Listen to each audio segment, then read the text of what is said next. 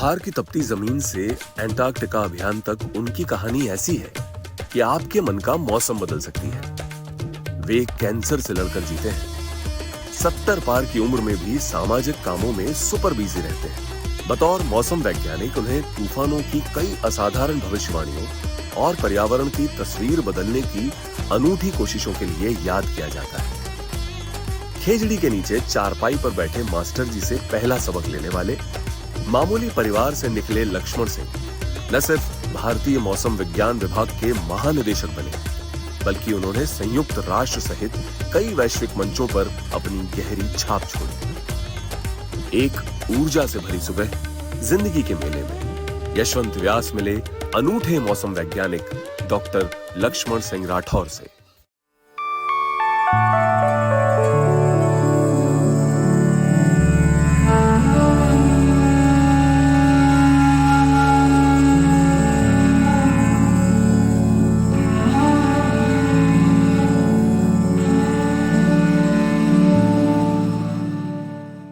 Controversy ये होती है कि आप अच्छा पूर्वानुमान कर तो देते हैं, लेकिन प्रशासन और सरकारें उसके ऊपर एक्शन नहीं ले पाती है। अच्छा, ये भी हो सकता है कि वो आप पे भरोसा नहीं करते हो।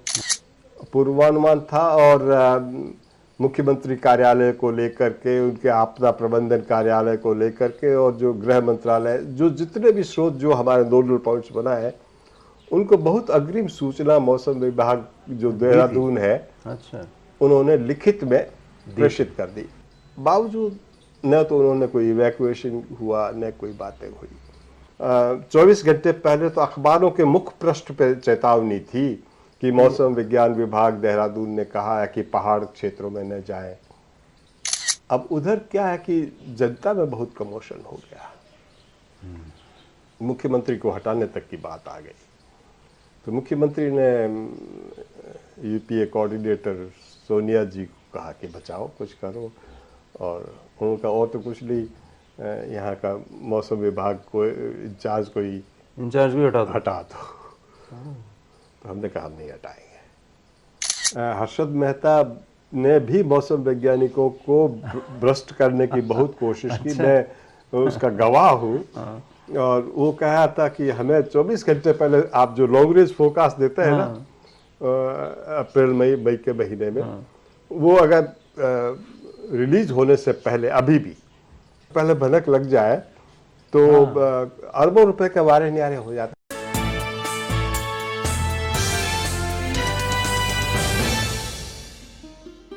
पॉलिटिकल लीडर्स जैसे होते हैं तो उनमें जैसे देखते हैं चुनाव के वक्त कौन सी पार्टी जीतने वाली है, तो वो उसमें शामिल हो जाते थे। तो एक बहुत बड़े लीडर थे, उनको इसीलिए मौसम वैज्ञानिक कहते मतलब मौसम का अनुमान उनको पता लग जाता था कि किधर क्या होता है। तो लेकिन जिस वक्त इनको ऐसे लोगों को मौसम वैज्ञानिक कहा जाता था, उस वक्त स्थिति ये थी कि मौसम के बारे में जब कहा जाता कि यहाँ बारिश होगी, तब बारिश नहीं होती थी। तो आप तो बहुत बदलाव हो गया। तो आप जब थे, मतलब आपकी पैदाइश तो थार की है? थार की है, शुद्ध थार की है। और आपका स्कूल सरकारी स्कूल है? हाँ, सरकारी स्कूल। खेजड़ी के नीचे पढ़ने वाला? हाँ। तो मौसम को आपने चुना कैसे फिर?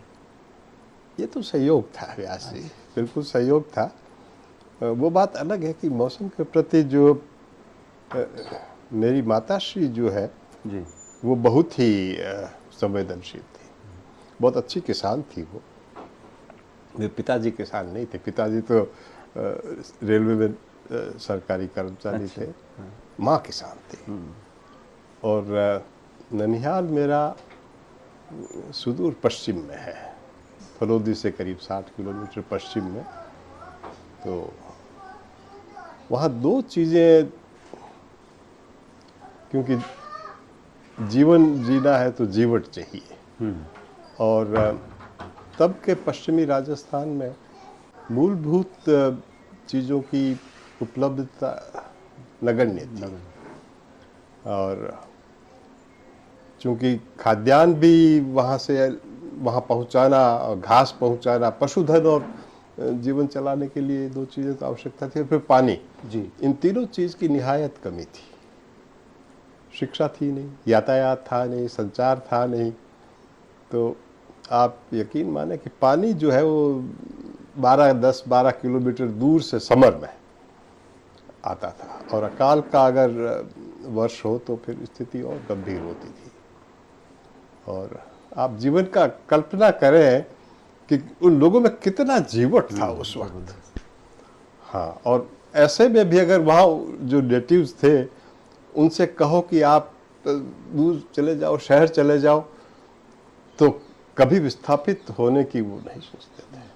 आज तो सब लोग शहरों में आ गए। हाँ, वो जरा सी विपरीत परिस्थितियां देखी कि सब लोग शहरों में आ गए। शहरों में कभी नहीं थे, और उसका प्रमुख कारण ये था कि पशुधन आधारित जीविका थी। तो पशु रखते तो शहर में तो पशु रख नहीं सकते। और दूसरा, अगर अकाल पड़ा तो फिर वहाँ से पशु लेकर के जो है पुरुष लोग जो माइग्रेट होते थे, मालवा तक आते थे। जहाँ जहाँ हरियाली होती थी वहाँ जाते थे। और उस वक्त का जो माइग्रेटरी ट्रेंड्स था, टेम्परेरी माइग्रेशन जिसको कहते हैं, तो ज़रूरी नहीं कि जहाँ जाए वहाँ रिश्तेदार हो, कोई ज़रूरी नहीं है। मालवा में लोग गए और यहाँ पे भी लोग स्वागत करते थे। हाँ, कि थार से लोग आए, मारवाड़ी आए, सबको मारवाड़ी ही कहते थे। मारवाड़ी कहते हैं। हाँ, तो यहाँ आए तो आकर के, क्योंकि वो ज़मीन काफ़ी इनके पास भी रहती थी, गोचर भी होती थी, बाकी नदियों के आसपास या जंगल की ज़मीनें, बिठाते अपने खेत में थे सारे, ताकि हाँ, ताकि उनको खाद मिले, ताकि उनको खाद मिले। और बड़े प्यार से रखते थे। ये जो कॉन्फ्लिक्ट है, ये बाद में कॉन्फ्लिक्ट आना शुरू हुआ, क्योंकि इन लोगों को खुद के पास ज़मीनें कम हो गई। जो ज़मीनें थी तो सब खेती करने लग गए। तो जब कॉन्फ्लिक्ट होने लगा तो ये जो टेम्परेरी माइग्रेशन विपरीत परिस्थितियों में था, वो संभव नहीं होने से लोगों ने फिर पशुओं की संख्या में कटौती कर दी। मजबूरी थी। और धीरे धीरे थोड़ा और विकास हुआ। वहाँ पानी आया। पानी आने की 2-3 प्रमुख वजह थी। पहला तो आपने देखा होगा कि कुछ जलवायु परिवर्तन भी हुआ जी। अब पश्चिमी राजस्थान में ग्रीनरी बढ़ी है और 7 से 8-10% तक बारिश में वृद्धि हुई है। 7-8-10%। और जो मॉनसून का काल है उस अवधि की में वृद्धि हुई है। थोड़ा मॉनसून पहले आता है और देर से जाता है। नतीजतन घास अच्छा होने लगा। खेजड़ी जैसा वृक्ष बहुतायत में हो गया। संरक्षण भी, लोगों में जागरूकता भी आई। जो पर्यावरण प्रेमी हैं, इस दिशा पे काम कर रहे हैं, उनका नहीं, वृक्ष बचाओ वृक्ष बचाओ। प्रत्येक गांव में अभी रविंद्र भाटी और ये कई लोग कर रहे हैं। मतलब वो एक मैं नाम ऐसे ले लिया, लेकिन वो अपने आप को उस आबादी का प्रतिनिधित्व कर रहा है जो वृक्षों के संरक्षण की बात करते हैं। ऐसे कई लोग हैं। मेरे गांव से भी खिमताराम बाबू है, पद्मश्री मिला हमारे। हाँ। तो मतलब हर गांव में 2-4 व्यक्ति आपको मिल जाएंगे कि जो ये कम से कम गांव के वृक्ष को बचाने की चेष्टा करते हैं, की उन्होंने और कर रहे हैं। तो हरियाली बढ़ी। Rajasthan canal I. Rajasthan canal आने से 2 बातें हुई। थोड़ा टीबा स्थिरीकरण भी हुआ और उससे भी हरियाली फैली। खेती तो हुई और जल स्तर भी बढ़ा उस क्षेत्र में जहां उसके क्षेत्र था। और तीसरा जो है, तकनीक जब आई पानी दोहन करने की, भूजल को निकालने की, तो आप देखें कि जहां जल उपलब्ध है वहां सब जगह ट्यूबवेल है। अभी पश्चिमी राजस्थान में आप शीत ऋतु में जाए तो रबी की फसल में देखता हूँ रकबा बहुत बढ़ गया। अच्छा। और रकबा बढ़ने के साथ में जो फसलें ली जाती है वह भी बहुत प्रमुख है। अच्छा। क्योंकि सब जीरा है, इसबगोल है, ऐसी फसलें हैं जो कमर्शियल क्रॉप्स हैं, मसाला वाली फसलें हैं। सरसों भी होती है, अरंडी भी होती है। तो ये सारी फसलें होने से उनकी आय में वृद्धि हो गई और आधारभूत संरचना में काफ़ी तेज़ी से विकास हुआ। सड़कें बन गई और संचार तो अब आजकल सब जगह है। तो वो मेरे बाल्यकाल का जीवन, वो परिस्थितियाँ और आज की परिस्थितियाँ एकदम और ये तो परिवर्तन हुआ ही हुआ। उसके साथ में जो सामाजिक परिवर्तन है, जो जनरेशन गैप है, जनरेशन एडवांसमेंट कहेंगे, गैप नहीं कहूँगा मैं उसको।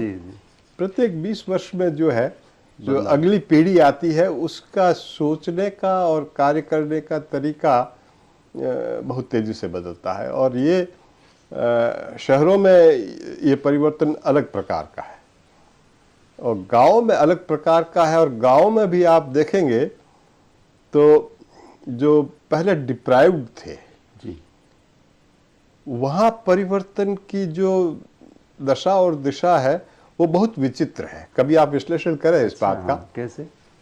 क्योंकि हर क्षेत्र में विपन्नता थी एक तरह से पहले जी। या बच्चे अभी जो पैदा हो रहे हैं, हम लोग जो उनको कहते हैं अरे हमारे समय कुछ नहीं था, तो कहीं न कहीं उनके दिमाग में आज साधन होते हुए भी वो विपन्नता जो है, हाँ, खटखटाती रहती है। वो कमी जो है साधनों की, वो उनके जहन में है, कुछ जीन में भी है, कुछ जहन में भी है। तो वहाँ आप देखेंगे कि जो कहीं पे भी रेगिस्तान में जाएंगे तो ट्रेडिशनली उनके वस्त्र ऐसे होंगे जो रंगीन होंगे, क्योंकि आपको रंग दिखना चाहिए जीवन में। प्रकृति में अगर रंग नहीं है तो जीवन में होना चाहिए, तो जीवन में होना चाहिए, वस्त्रों से, दूसरी चीजों से। हाँ, तो जीवन में रंग है, जीवन में जीवट है और जीने की जो प्रगाढ़ इच्छा शक्ति है वो ऐसे क्षेत्रों में बहुत अधिक थी। धीरे धीरे वो इसके साथ हर जनरेशन में कम हो रही है। अब ये कम होने का जो ये परिवर्तन है, नए संसार, अब हर एक चीज जो नई टेक्नोलॉजी आ रही है, वो खुद पढ़े लिखे नहीं है। अगर मान लो बच्चे कम पढ़े लिखे हैं, लेकिन आप उनको कोई भी मोबाइल ऐप की जानकारी होगी, उनको कोई भी टेक्नोलॉजी देंगे, बिना पढ़ाए वो आपस में दूसरे से जान करके हमसे बेहतर जो है उसको समझ लेते हैं। तो इंक्विजिटिवनेस है। तो ये मेरे मदर की जहाँ से बात शुरू की थी, प्रकृति को समझने की जो उनकी जिज्ञासु प्रवृत्ति थी, उनको सभी नक्षत्रों का ज्ञान था और आम तौर पे रेगिस्तान में जो रात को या दिन में भी लोग दिशा भ्रमित हो जाते थे, क्योंकि लैंडमार्क्स नहीं थे। और लैंडमार्क्स नहीं होने से आपको अगर दिन में तो फिर भी छोटे मोटे पेड़ पौधे और जो आपको दिखते हैं, रात को तो वो दिखते नहीं है। तो रात को अगर आपको कहीं बाहर जाना है तो आपको तारों के माध्यम से ही जाना है, वो करना पड़ेगा। हाँ, और प्रत्येक महीने में तारों की जो अवस्था होती थी वो बदलती है। तो इसलिए उनको ये ज्ञान होना चाहिए कि इस महीने में ये तारे जो है, तारों या तारों का समूह इस जगह है, तो इसका मतलब अभी ये समय है और ये दिशा है। दोनों बातें, समय और दिशा दोनों उनका अनुमान लगाने की एक बात। दूसरा, चूंकि बारिश बहुत कम होती थी, तो बारिश के बारे में अनुमान लगाने की जो प्रवृत्ति थी, एक हमारे शगुन कहते हैं। जो ट्रेडिशनल नॉलेज है ना, भारतीय जो ट्रेडिशनल ज्ञान, तो उसमें एक शगुन शास्त्र हुआ करता था। वो जीव जंतुओं से, पेड़ पौधों से या चाल चलन से, आदमियों के मिलने से, आने से, जाने से, उनसे अनुमान लगाते थे। एक विद्या थी उनकी। और एक पागी शास्त्र होता था। अच्छा, हाँ, पागी शास्त्र जो है, जो पागी लोग होते हैं, पगमाक, अच्छा, उससे पता लगाते थे। उससे पता लगा करके ये बता सकते थे कि ये किस व्यक्ति का है और कितना समय पुराना है, किस पशु का है। गांव में अगर किसी का पशु भी खो जाए तो उन्हें पता रहता है किस दिशा में तो गया। पागी को लेके आओ। अच्छा। हाँ, पागी को लेके आते थे और वो पाव ढक लेते थे कि अगर हवा चल गई या कुछ और हो गया तो बिगड़ जाएगा, उसका बिगड़ निशान। जाएगा। तो फोरेंसिक साइंस आगे की है। ये थी। हाँ, और देश जब आज़ाद हुआ तब खास तौर से बॉर्डर सिक्योरिटी फोर्स में भी पागी का पद होता था। अच्छा। अब है नहीं, मुझे नहीं पता। तब एक पोस्ट हुआ हाँ, करती अभी थी हाल ही पागी की। में कुछ वर्षों पहले, 10-15 साल पहले तो पता ही था। अब शायद ना हो, क्योंकि अब नई चीज़ें आ गई हैं। जी। तो पूरे उस भाग में किसका ऊँट गया, कहाँ है, पाकिस्तान से तो नहीं आया क्योंकि तब फेंसिंग नहीं थी। हाँ। आया तो वापस कहाँ से गया है। अच्छा। हाँ, और ये सब विज्ञान थे। तो माता जी मौसम और तारों को देखती थी। हाँ। और आप भी देखते थे उसी हाँ, तो तरीके वो हाँ बताती थी हमें, बताती, कहानियों के माध्यम से बताती। और घर में चलन ही वही था कि कैलेंडर जो था वो तो शुद्ध रूप से हमारा विक्रम संवत जी, वही चलता था। जी। गांव में आज भी। तो आप जो ये से बचपन से सारी दुनिया तो देख ही रहे थे, बाद में आपने एग्रीकल्चर में किया जो कुछ करना था। हाँ, पढ़ाई शिक्षा तो पहले गांव से पढ़ करके फिर जोधपुर चौपासनी में आ गए। जी। 9वीं 10वीं 11वीं वहाँ से किया, और फिर जो है बीएससी तो विज्ञान से ही किया ना। विज्ञान से किया। विज्ञान से करके फिर कृषि विज्ञान में 4-5 विषयों में जी। मूल विज्ञान के छात्रों छात्राओं को भी प्रविष्टि दी जाती थी पहले। उसमें मृदा विज्ञान और रसायन भी था, entomology, pathology, plant breeding, genetics, क्योंकि ये थोड़े मूल विज्ञान के करीब के विषय हैं। तो मेरा मृदा विज्ञान और कृषि रसायन शास्त्र में। आप जो है ये मतलब मौसम विज्ञान की तरफ आपका रुचि का कोई कारण था या एक मतलब सहज?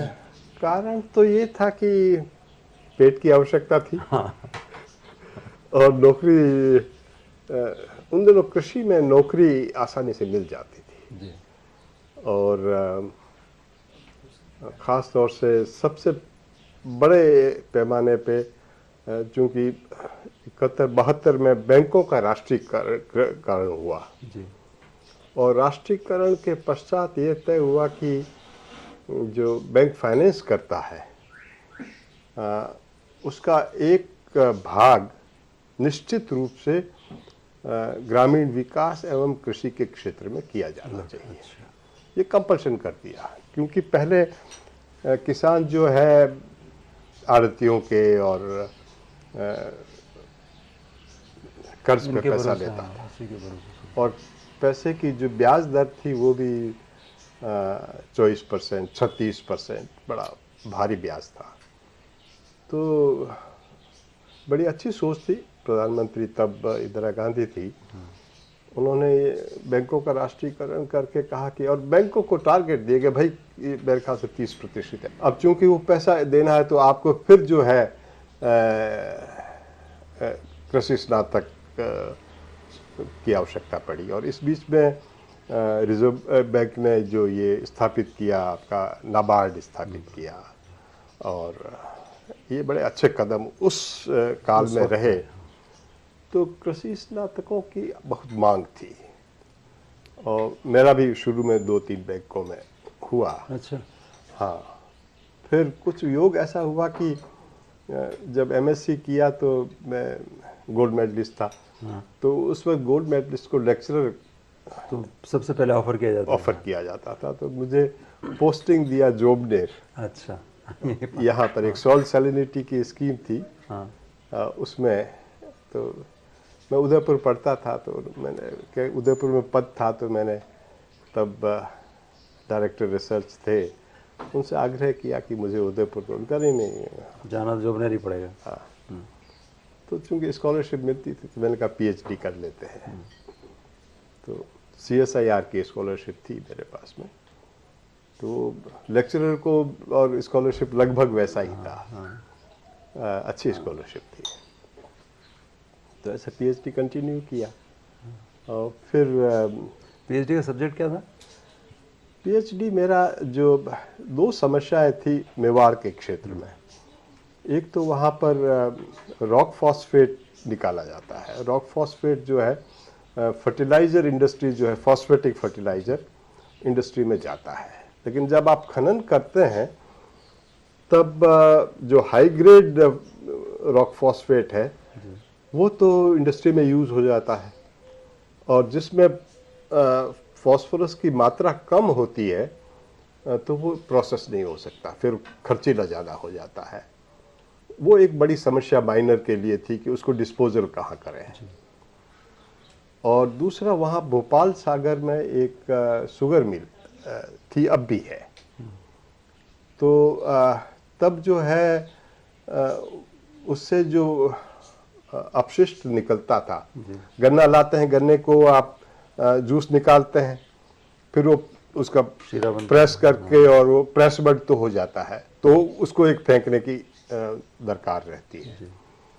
फिर जो कचरा अपशिष्ट बचता है उसको फर्मेंट करके अल्कोहल बना लेते हैं, और एक स्पेंट वाश निकलता है, अब उसको वो ऐसे खुले में छोड़। तो मैं एक बार उधर गया तो हम लोग इस कॉलेज का टूर लेके गए थे, तो एक तो बहुत बदबू मारता है, और जिन जिन किसानों के खेतों के पास से उसका प्रवाह होता है तो खेत जो है, क्योंकि ये बहुत ही अम्लीय होता है, एसिडिक होता है, तो खत्म कर देते, खेत खत्म हो रहे थे।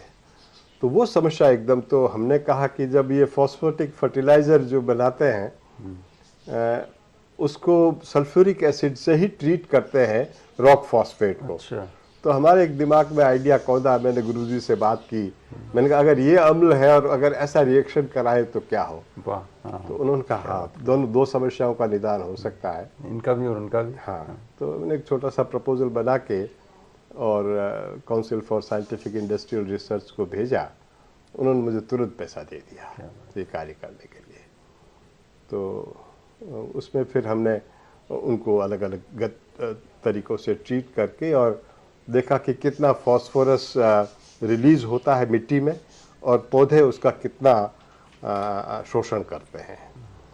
तो अच्छा शोध था। तो शोध उसका फिर आपने जो नतीजे निकाले उसका कुछ फ़ायदा हुआ वहाँ? फ़ायदा हुआ ही उन्होंने होगा। लिया नहीं लिया कि नहीं लिया उन्होंने? तो वो तो लिटरेचर होता है तो लोग फिर आगे जाता है, हमें नहीं, तो पता नहीं। वहाँ उसके बाद में उस समस्या का निदान हुआ क्या? कोई लार्ज स्केल पे तो नहीं हुआ, लेकिन लोगों ने अपने खेतों में डालना शुरू कर दिया मिला करके। अच्छा। हाँ, लिमिटेड देखा देखी होती है, देखा देखी होती है, क्योंकि इनके ट्रांसपोर्ट और उपलब्धता भी एक बड़ी समस्या है। तो वो तो सरकार को उस दृष्टिकोण से लेकर के अगर कोई करती तो ऐसा नहीं हुआ। और फिर मैं इस सेवा में हो गया मेरा। तो फिर आपका वो आप गए कैसे, सिविल सर्विस के through? Civil service. Civil service. इनका अलग से कुछ सेवाएं हैं जिनका कि एडमिनिस्ट्रेटिव सेवाएं जो होती है जी, उनसे अलग परीक्षाएं होती है।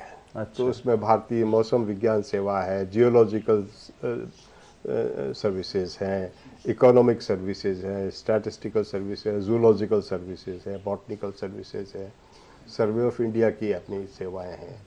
तो ये सेवाएं चूँकि बहुत विशिष्ट अर्हता है, क्वालिफिकेशन वाले के लिए होती है, तो उनकी परीक्षाओं की जो प्रणाली है वो भी भिन्न होती है। वो भी भिन्न होती है। वहाँ पे ज़्यादा ध्यान जो है उसकी वैज्ञानिक ज्ञान के ऊपर दिया जाता है कि भाई इसको विषय कितना आता है। जनरल नॉलेज भी चाहिए, अंग्रेजी भी चाहिए, वो तो सब अपनी जगह पर है, पर यहाँ फोकस दूसरा है, फोकस दूसरा है।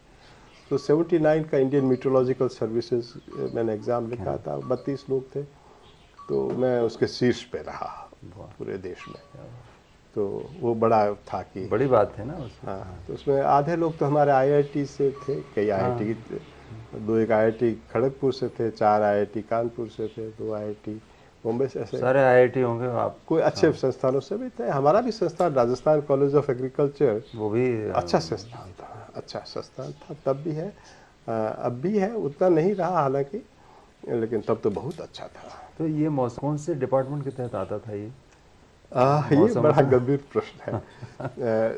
देश जब, ये बहुत पुराना विभाग है। हाँ, ये कब से शुरू हुआ होगा? ये देखिए, जब अंग्रेज आए 1857 की क्रांति के पश्चात में, व्यास जी आपको बड़ी रोचक बात बताता हूँ जी। 1857 में अंग्रेजों को लगा हाँ। कि अब भारत में लगभग 100 वर्ष हो गए हैं और अब बहुत ज़्यादा देर इनको दबाना मुश्किल होगा। उन्होंने कहा कि अब जितना दोहन कर सको प्राकृतिक संसाधनों का वो करो, जितना शीघ्र कर सको, जितना अधिक कर सको। तो रेल तो उससे पहले 1854 में बॉम्बे, ठाणे और ये उन्होंने लिखा। और रेल का भी प्रमुख जो जब योजन किया था तो ये लक्षित था कि माल ढुलाई के लिए नागपुर से जो कपास आती थी उसको बम्बई तक कैसे पहुंचाएं। तो ये इंफ्रास्ट्रक्चर वैसे ही डेवलप किया बाद में, लेकिन उन लोग खास बात ये कि सर्वेक्षण करो। अच्छा। जो प्राकृतिक संसाधन है उनका सर्वेक्षण करो। तो survey of India, geological survey, zoological survey, botanical survey, मौसम, क्योंकि मौसम आधारित। फिर उन्होंने कहा कि अगर आपको रेवेन्यू कलेक्ट करना है तो आपको पता होना चाहिए किसी क्षेत्र का पोटेंशियल क्या है, अभी यहाँ पे कितना रकबे में कौन सी फसल है आएगा, फिर उसको कैसे वाणिज्य होगा। तो ये जो कलेक्टर नाम है जी जी, ये तो रेवेन्यू कलेक्ट करने का ही काम था उसका। फिर बाद में भी वो बिगाड़ करके और जिलाधीश कर दिया। राजा बन गए, राजा और बना दिया। तो और नाम में अहंकार बहुत आता है। बिल्कुल बिल्कुल, नाम के साथ ही आता है। तो पहले चूंकि कलेक्टर थे तो कलेक्ट करते थे, तब अहंकार था। फिर और बड़ा आज़ादी के बाद आ गया जब इन्होंने फिर 1875 में पहले ये मीटियोलॉजिकल रिपोर्टर्स होते थे। अच्छा। हाँ, जो अलग अलग रेजिडेंसीज थी, प्रेसिडेंसीज, जो बंगाल की, मद्रास की जी, और जी, हाँ। मुंबई बॉम्बे, की, हाँ। 3 प्रेसिडेंसी थी। तो वहाँ मीटियोलॉजिकल रिपोर्टर्स होते थे, तो ऑब्जर्विंग सिस्टम्स होते थे। फिर उन्होंने कहा कि नहीं, ये नाकाफ़ी है, हाँ, इसको बहुत और चाहिए। लड़ाइयाँ भी होती थी, लड़ाइयों में मौसम का बड़ा रोल होता था। तो उन्होंने फिर एक व्यवस्था की 1875 में 75 में भारतीय मौसम विज्ञान विभाग की स्थापना करी। अच्छा।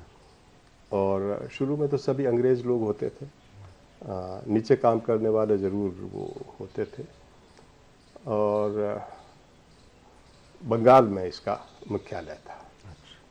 और तब ये कृषि मंत्रालय के अधीन था तब। हाँ, चूँकि कृषि हो, चाहे वाणिज्य की हो, चाहे पर्यटन और ये क्षेत्र हो, शुरू में इन मंत्रालयों के आसपास रहा। मैंने जब ज्वाइन किया, मैंने 1980 में ज्वाइन किया था, फिर 1 साल का प्रशिक्षण हुआ था। तो तब ये सिविल एविएशन एवं टूरिज्म, अच्छा, उसके साथ था। नागरिक उड्डयन जो है, हाँ। ये बड़ा उपभोक्ता है, क्योंकि कोई भी हवाई जहाज जो है मौसम की सूचना के बिना न उतर सकता न चढ़ सकता, उसको रास्ते का भी मौसम का ज्ञान चाहिए। तो प्रायोरिटी जो है वो कृषि से निकल के और पर्यटन और उड्डयन पे आ गई, कमर्शियल थी। हाँ। आज भी जो है मौसम विज्ञान विभाग को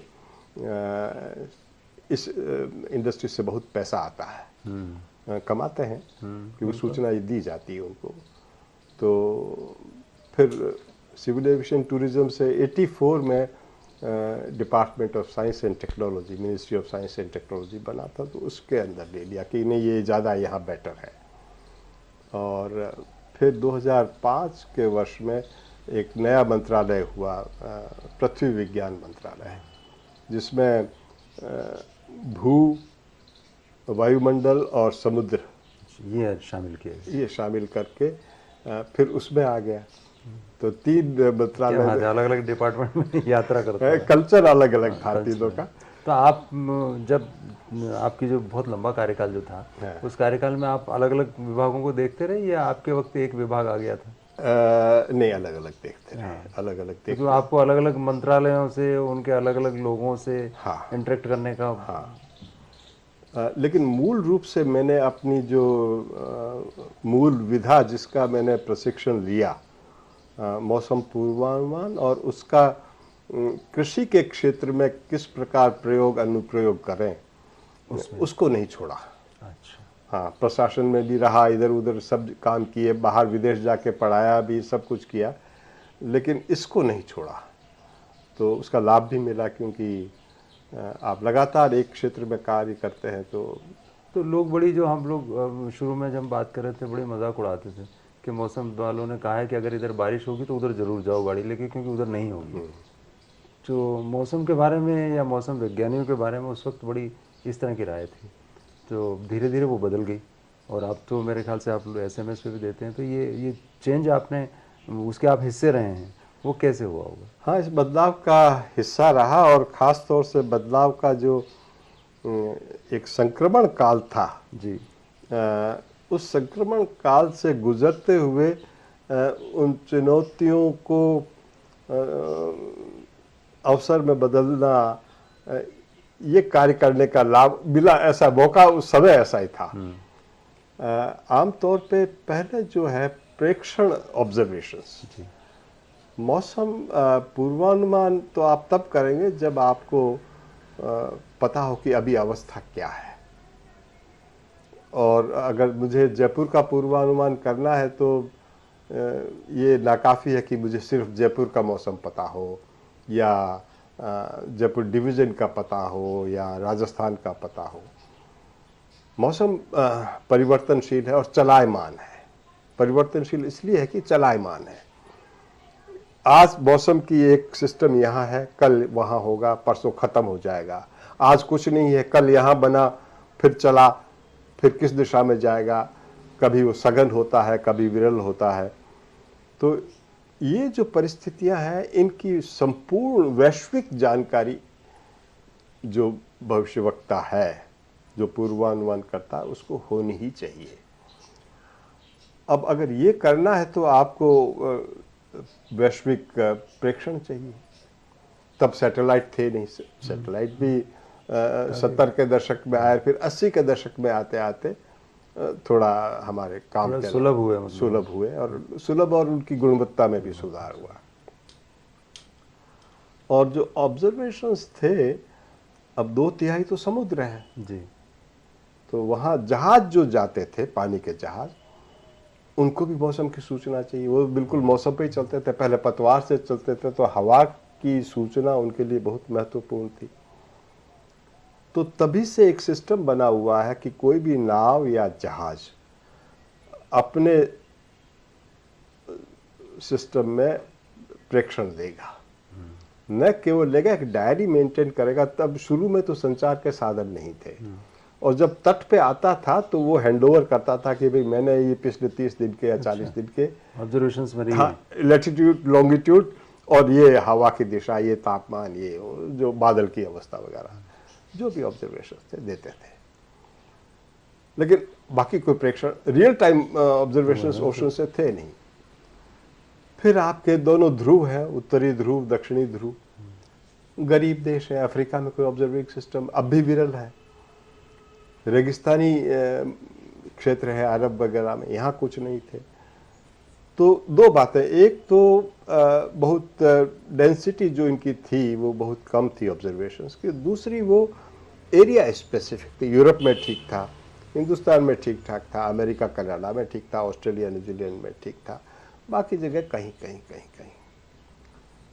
संयुक्त राष्ट्र संघ में भी चूंकि मौसम बहुत महत्वपूर्ण विषय रहा, और अंतर्राष्ट्रीय सहयोग का एक बहुत बड़ा कारक है ये, कि भाई ऐसा विषय है कि इसमें अंतर्राष्ट्रीय सहयोग बहुत आवश्यक है। तो पहले एक Indian International Meteorological Organization IMO हुआ करता था, बाद में उसको बदल करके शायद 1952 में वर्ल्ड मीटरोलॉजिकल ऑर्गेनाइजेशन WMO कर दिया। जिनेवा में इसका हेडक्वार्टर है। ये जो इस आपसी अंतर्राष्ट्रीय सहयोग मौसम के ऊपर जो है, उसकी रूपरेखा, नीति निर्धारण और कार्यप्रणाली, इन सब चीज़ों को तय करते हैं। तय करने का मतलब बाइंडिंग तो नहीं हो सकती, लेकिन मोटा मोटी ये है कि भाई ऐसे करें तो हमें ठीक रहेगा।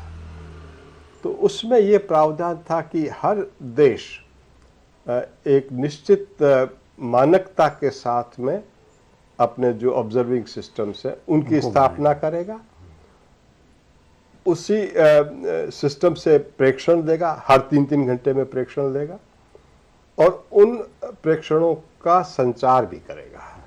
तो पहले टेलीग्राम जाते थे या टेलीप्रिंटर आया तो फिर जो भी तकनीकी संचार की थी उससे वो सब चीज़ें वो आती थी और उससे जो है इनिशियल कंडीशन को डिफाइन करते थे, प्रारंभिक अवस्था। अभी अभी मैं जैसे पूर्वानुमान कर रहा हूं तो पूरे विश्व का चार्ट बनता था, आंकड़े आते थे, सब कोडिंग होती थी और ड्राफ्ट्समैन होते थे, पहले डिकोड करते थे, फिर उसको कोड करके चार्ट, बड़े बड़े चार्ट होते थे। जब हमने ज्वाइन किया तो उसमें प्लॉट होता था, उसका कोडिंग, एक कलरिंग भी सिस्टम था। फिर बैठ करके वो हम उसका विश्लेषण करते थे कि ये यहाँ लो प्रेशर है, यहाँ हाई प्रेशर है, ये पिछले 24 पुराने चार्ट लाके 7 दिन के लगाते थे, बड़ी बड़ी टेबल्स होती थी, देखते हैं कैसे मूव कर रहा है ये। फिर देखते थे इंटेंसिटी में क्या फ़र्क होता है। तो ऐसे करके और सारा कुछ विश्लेषण दिमाग में करते थे। अच्छा। तो जो अच्छे विश्लेषक होते थे वो थोड़ा बेहतर करते थे और जो हमारी तरह काम चलाऊ होते थे वो फिर आपकी तरह तो नहीं, क्योंकि आपने 2 सुनामी और उनके बारे में ऐसी तो ऐसी पूर्वानुमान बातें आपके हैं। रहे हैं बहुत ही। तो पहला प्रेक्षण की कमी होने से गुणवत्ता में, दूसरा जब एक्स्ट्रापोलेट करते तो आप 24 घंटे ही आगे कर सकते, उसके ज़्यादा फिर गड़बड़ हो जाता था। फिर समय के साथ में प्रेक्षण बढ़े, फिर सैटेलाइट आए, कुछ रडार आए।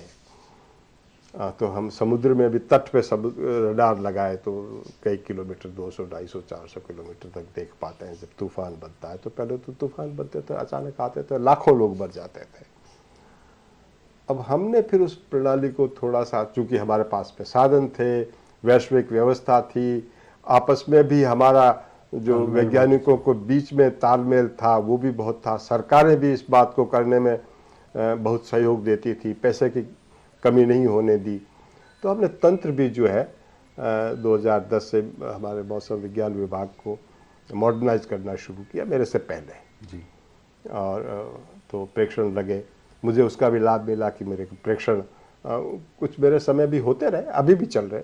अभी हम मिशन मौसम आया है, प्रधानमंत्री ने बहुत उस पर विशेष ध्यान दिया है और ब्लू इकोनॉमी पे भी 4000 करोड़ दिए, मिशन मौसम पे शायद 2-2.5 करोड़ रुपए दिए। तो ये सब प्रेक्षण में जाएंगे, शोध में जाएंगे, तो शोध भी हुआ, अंडरस्टैंडिंग बढ़ी हमारी। मानसून जैसे प्रेक्षण आते हैं तो फिर शोध होता है, बिना प्रेक्षण तो शोध हो नहीं सकता। तो इस सब को समावेश करना एक साथ और सिस्टम डेवलप करना एक विषय है। ये सब हमेशा चलता रहता है, कोई कहे कि मैंने कर दिया, वो ऐसा नहीं है, ऐसा नहीं वो है, एक प्रक्रिया है जो प्रक्रिया है, सतत चलती है। अब संयोग ऐसा रहा कि मैं ऐसे समय बना जब मुझे ज़्यादा अवसर था इनको अच्छी तरह समावेशित करने का। ये चुनौती थी, वो हमने किया। तो कुछ ऐसी चीज़ें थी जैसे मतलब आपको याद आती कि 1 या 2 घटनाएं ऐसी थी कि बहुत ही क्रिटिकल थी और वो एकदम आपने उन चीज़ों को किया तो मन को बहुत संतोष हुआ एक मौसम विज्ञानी होने के नाते? ऐसे तो कई घटनाएं हैं, तो मुझे कुछ दैनंदिन कुछ घटनाएं शेयर कीजिए ना। भारत इतना बड़ा देश है, हाँ, फिर भी और वहाँ घटनाएं होती रहती हैं। तो कई बार ऐसी घटनाओं से बड़ी कंट्रोवर्सी भी होती है। जैसे एक आध बताएं। बताएं, क्यों नहीं बताएंगे। कंट्रोवर्सी ये होती है कि आप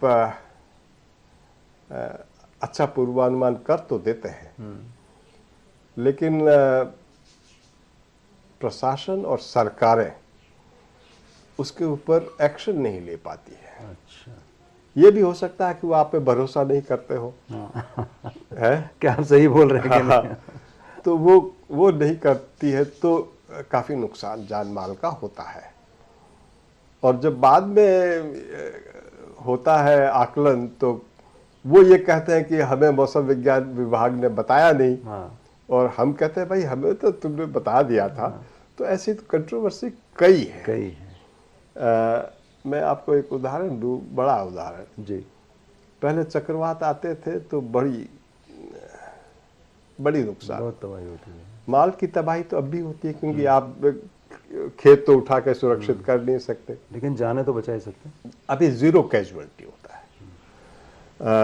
जो गोपालपुर में वर्ष 2012 के अक्टूबर में जी जो एक चक्रवात आया था, फाइलिन नाम था, वो बहुत भीषण चक्रवात था। और वो भीषण चक्रवात था और उस चक्रवात को हमने पहले चक्रवात का 1 दिन का पूर्वानुमान, 2 दिन का आउटलुक ऐसे देते थे। हमने पहली बार ये प्रयोग किया कि हमने जब ये बन रहा था तब हमने कहा कि ये बनेगा और 5 दिन का पूर्वानुमान पहली बार दिया। अच्छा। हाँ, ये कौन से सन की बात है? ये 2012 अक्टूबर, पोस्ट मॉनसून जी। और जब ये हुआ तो हमने कहा कि अब स्थान दिया जाना चाहिए। उससे पहले विभाग जो है क्षेत्र देता था कि यहाँ से वहाँ के बीच में कहीं ये जाएगा, और जैसे जैसे तट के करीब आता है उस क्षेत्र का दायरा कम करता है। हमें चूंकि कॉन्फिडेंस था, हमारे पास मॉडल थे, ऑब्जर्वेशंस थे, तो हमने कहा अगर इतना कॉन्फिडेंस है तो थोड़ा कॉन्फिडेंस से बोला जाए। हमने पहली बार कहा कि गोपालपुर जाएगा, एग्जैक्ट लोकेशन दिया, पॉइंटेड। लोगों ने कहा ऐसा तो होता नहीं है, हमारे अंदर के वैज्ञानिकों ने भी कहा। तो हमने विश्लेषण करके ये तय पाया अगर बदलाव करना पड़ा तो 24 घंटे या 36 घंटे पहले, जब हमें लग जाएगा तब करेंगे। अभी तो लग रहा है, अभी अगर है आवश्यकता हो तो देखेंगे, क्योंकि पूर्वानुमान में विज्ञान तो है पर कला भी है। अच्छा, क्या बात है। दोनों बातें हैं। कला इस क्षेत्र की है क्योंकि आपको उसमें समाज शास्त्र आता है, उसमें प्रबंधन शास्त्र आता है, आपको प्रबंधकों को सूचना देनी पड़ती है कि भाई ये आएगा, इसलिए यहाँ पर आप ये डिप्लॉय करेंगे, एनडीआरएफ यहाँ डिप्लॉय होगा, यहाँ से हटा दो, ये सारा आपके निर्देश में होता है। बांध भरा हुआ है तो उसको ये खाली करवाओ, नहीं तो तबाही होगी। ये सारी चीज़ें आपको, और तो समग्र रूप से आपको जो अभी हम कहते हैं इम्पैक्ट बेस्ड फोरकास्ट, उसका अगर मौसम आया तो उसके कारक क्या होंगे, उनकी तीव्रता क्या होगी, और तीव्रता के अनुरूप उनकी नुकसान करने की क्षमताएं क्या होगी, उसका आकलन करना आवश्यक है। और उस दृष्टिकोण से प्रत्येक क्षेत्र के लोगों को जागरूक करना, वहां तक सूचना पहुंचाना, ये सब सामाजिक प्रबंधन है। तो ये भी हमने थोड़ा सा ढांचा, और मीडिया का उसमें बड़ा रोल है। जो संचार करता है, क्योंकि आप तो सारी बातें पहुंचा नहीं सकते, ये अपने आप में अलग विधा है। और इसमें जो वैज्ञानिक है जो सूचना पैदा करता है या प्रदान करता है, उसको ये कला आनी चाहिए कि वो संवाद कर सके। बात है, हाँ, क्या जनता से संवाद करना तो संभव नहीं है। वो तो आप कह रहे हो, माध्यम तो मीडिया ही है, संचार व्यवस्था है। संचार व्यवस्था। तो हमने उसको भी थोड़ा प्रगाढ़ किया, हमारी व्यवस्था को। और इस बीच में सोशल मीडिया आने लगा। तो जब ये हमने कहा कि ये यहाँ आएगा, और वो वहाँ आया, पॉइंटेड आया। अब आने से पहले पूरा क्षेत्र जो है वो खाली करवा लिया जाता है। अब आपको एक बात विशेष बताता हूँ कि वहाँ आपको रडार भी ऑपरेट करना है, वहाँ के सारे ऑब्जर्वेशंस ऑपरेट करने हैं। वहाँ पूरा क्षेत्र खाली करवा देते हैं, मौसम विशेषज्ञ वहाँ रहते हैं। क्या बात। हाँ, वो सिपाही से उस तूफान के भीतर एक ही, हाँ, जान का खतरा है, वो उसका श्रेय कोई नहीं देता है, ये बता दूं मैं आपको। लेकिन आप उस जो हमारा ऑब्जर्वर है, सैनिक है, वो मौसम सैनिक है, उसकी गंभीरता को, और वो वहाँ कोई नहीं कहता कि मुझे यहाँ से हटा दो। हाँ, वो गर्व महसूस करते हैं कि मुझे तो कि हम यहाँ रिपोर्टिंग कर रहे हैं। जैसे आप मीडिया वाले जाते हैं तो वो कहते हैं ये क्योंकि वो जो ऑब्जर्वेशन वो कालजयी हो जाते हैं, वो कालजयी हो जाते हैं। उनके आधार पे फिर आप सारा अगले स्टेप्स आप उसी से तय करते हैं। अब धीरे धीरे चूंकि आपके जो रिमोट सेंसिंग ऑब्जर्वेशंस वो ओवरटेक कर लेते हैं, तो उनकी महत्ता थोड़ी, फिर भी ग्राउंड ट्रूथिंग आपको तब भी चाहिए। कोई जीरो कैजुअलिटी हुई नहीं, और तब जो है ये एक ऐसा, और फिर एक कंट्रोवर्सी हो गया अमेरिका के साथ। अच्छा, नोवा नासा ने कहा कि जो तीव्रता हमने दी थी उससे कहीं अधिक की तीव्रता अच्छा, उन्होंने प्रिडिक्ट की, और इंटरनेशनल मीडिया में बहुत कॉन्फ्लिक्ट हो गया, और हमारे प्रधानमंत्री मनमोहन बड़े चिंतित हुए। तो उन्होंने हमसे बुलाया कि कहा कि भाई ये बहुत कंट्रोवर्सी है। अजीत सेठ कैबिनेट सेक्रेटरी हुआ करते थे, तो उन्होंने कहा कि देखो राठौर ये क्या हो रहा है। फिर ऐसे एक बार भेंट हुई प्रधानमंत्री से, तो मैंने कहा सर, वो कम बोलते थे जी, मैंने कहा sir, I am putting my neck into goose, hang me after I am proven drop. क्या बात है। तो वो मान गए। फिर अमेरिका गलत साबित हुआ, तो अमेरिका की कांग्रेस में ये उठा कि भारत विज्ञान के क्षेत्र में आगे इतनी तरक्की कर रहा है, और बड़ी हलचल, क्योंकि उधर उन दिनों जो अटलांटा में सैंडी और ये कई आए थे, न्यूयॉर्क तबाह हो गया था, आपको याद हो तो, ये लगभग उसी काल की बात है। तो वहाँ पॉलिटिशियंस ने कहा कि आप तो इतना दम्भ भरते हैं कि हमारा विज्ञान विश्व में श्रेष्ठ है और हम लोगों की मदद करते हैं, आप तो खुद अपना तो पूर्वानुमान कर नहीं पाते, उल्टा दूसरी जगह दखल दे रहे हैं। उनको बड़ा हंगामा हुआ। प्रेसिडेंट ओबामा, तो उन्होंने भारत के प्रधानमंत्री को चिट्ठी लिखी और कहा कि आपके जो हमारे आपसी सहयोग है भारत और अमेरिका के विज्ञान और प्रौद्योगिकी में, उसमें मौसम एक बड़ा विषय है, तो कहीं न कहीं आप हमारा यहाँ पे थोड़ा सा हंगामा हो रहा है, तो आप ये कहो कि हमारे जो ये यात्रा है विकास की, इसमें अमेरिका सहयोगी रहा है। अच्छा, हाँ, चिट्ठी आई। और फिर प्रधानमंत्री जी ने मुझे और प्रोफेसर कस्तूरी रंगन, जो मेंबर थे उन दिनों योजना आयोग के साइंस एंड टेक्नोलॉजी के, उनको बुला करके वो चिट्ठी दी कि देखिए चिट्ठी आई है और क्या करना है इसमें? अब इसका जवाब दो। और थोड़ा सा उनको उन्होंने हमसे पूछा कि क्या क्या रहा, तो हमने कहा सहयोग रहा हमारा, बहुत पुराना सहयोग है। उनका इसको परिलक्षित करते हुए एक ड्राफ्ट बना के दो, तो ये आयाम भी है उसके। ये बड़ा मतलब बहुत दिलचस्प है ना, कि एंगल कहाँ जाता है अंतर्राष्ट्रीय लेवल पे, और उसमें राजनीति भी आ जाती है, उसमें जीवन भी आ जाता है, तौर तरीके भी आ जाते हैं। तो गोपालपुरा के अलावा और एक आध और इंसिडेंट? एक जो हमारे उत्तराखंड में केदारनाथ प्रलय हुआ।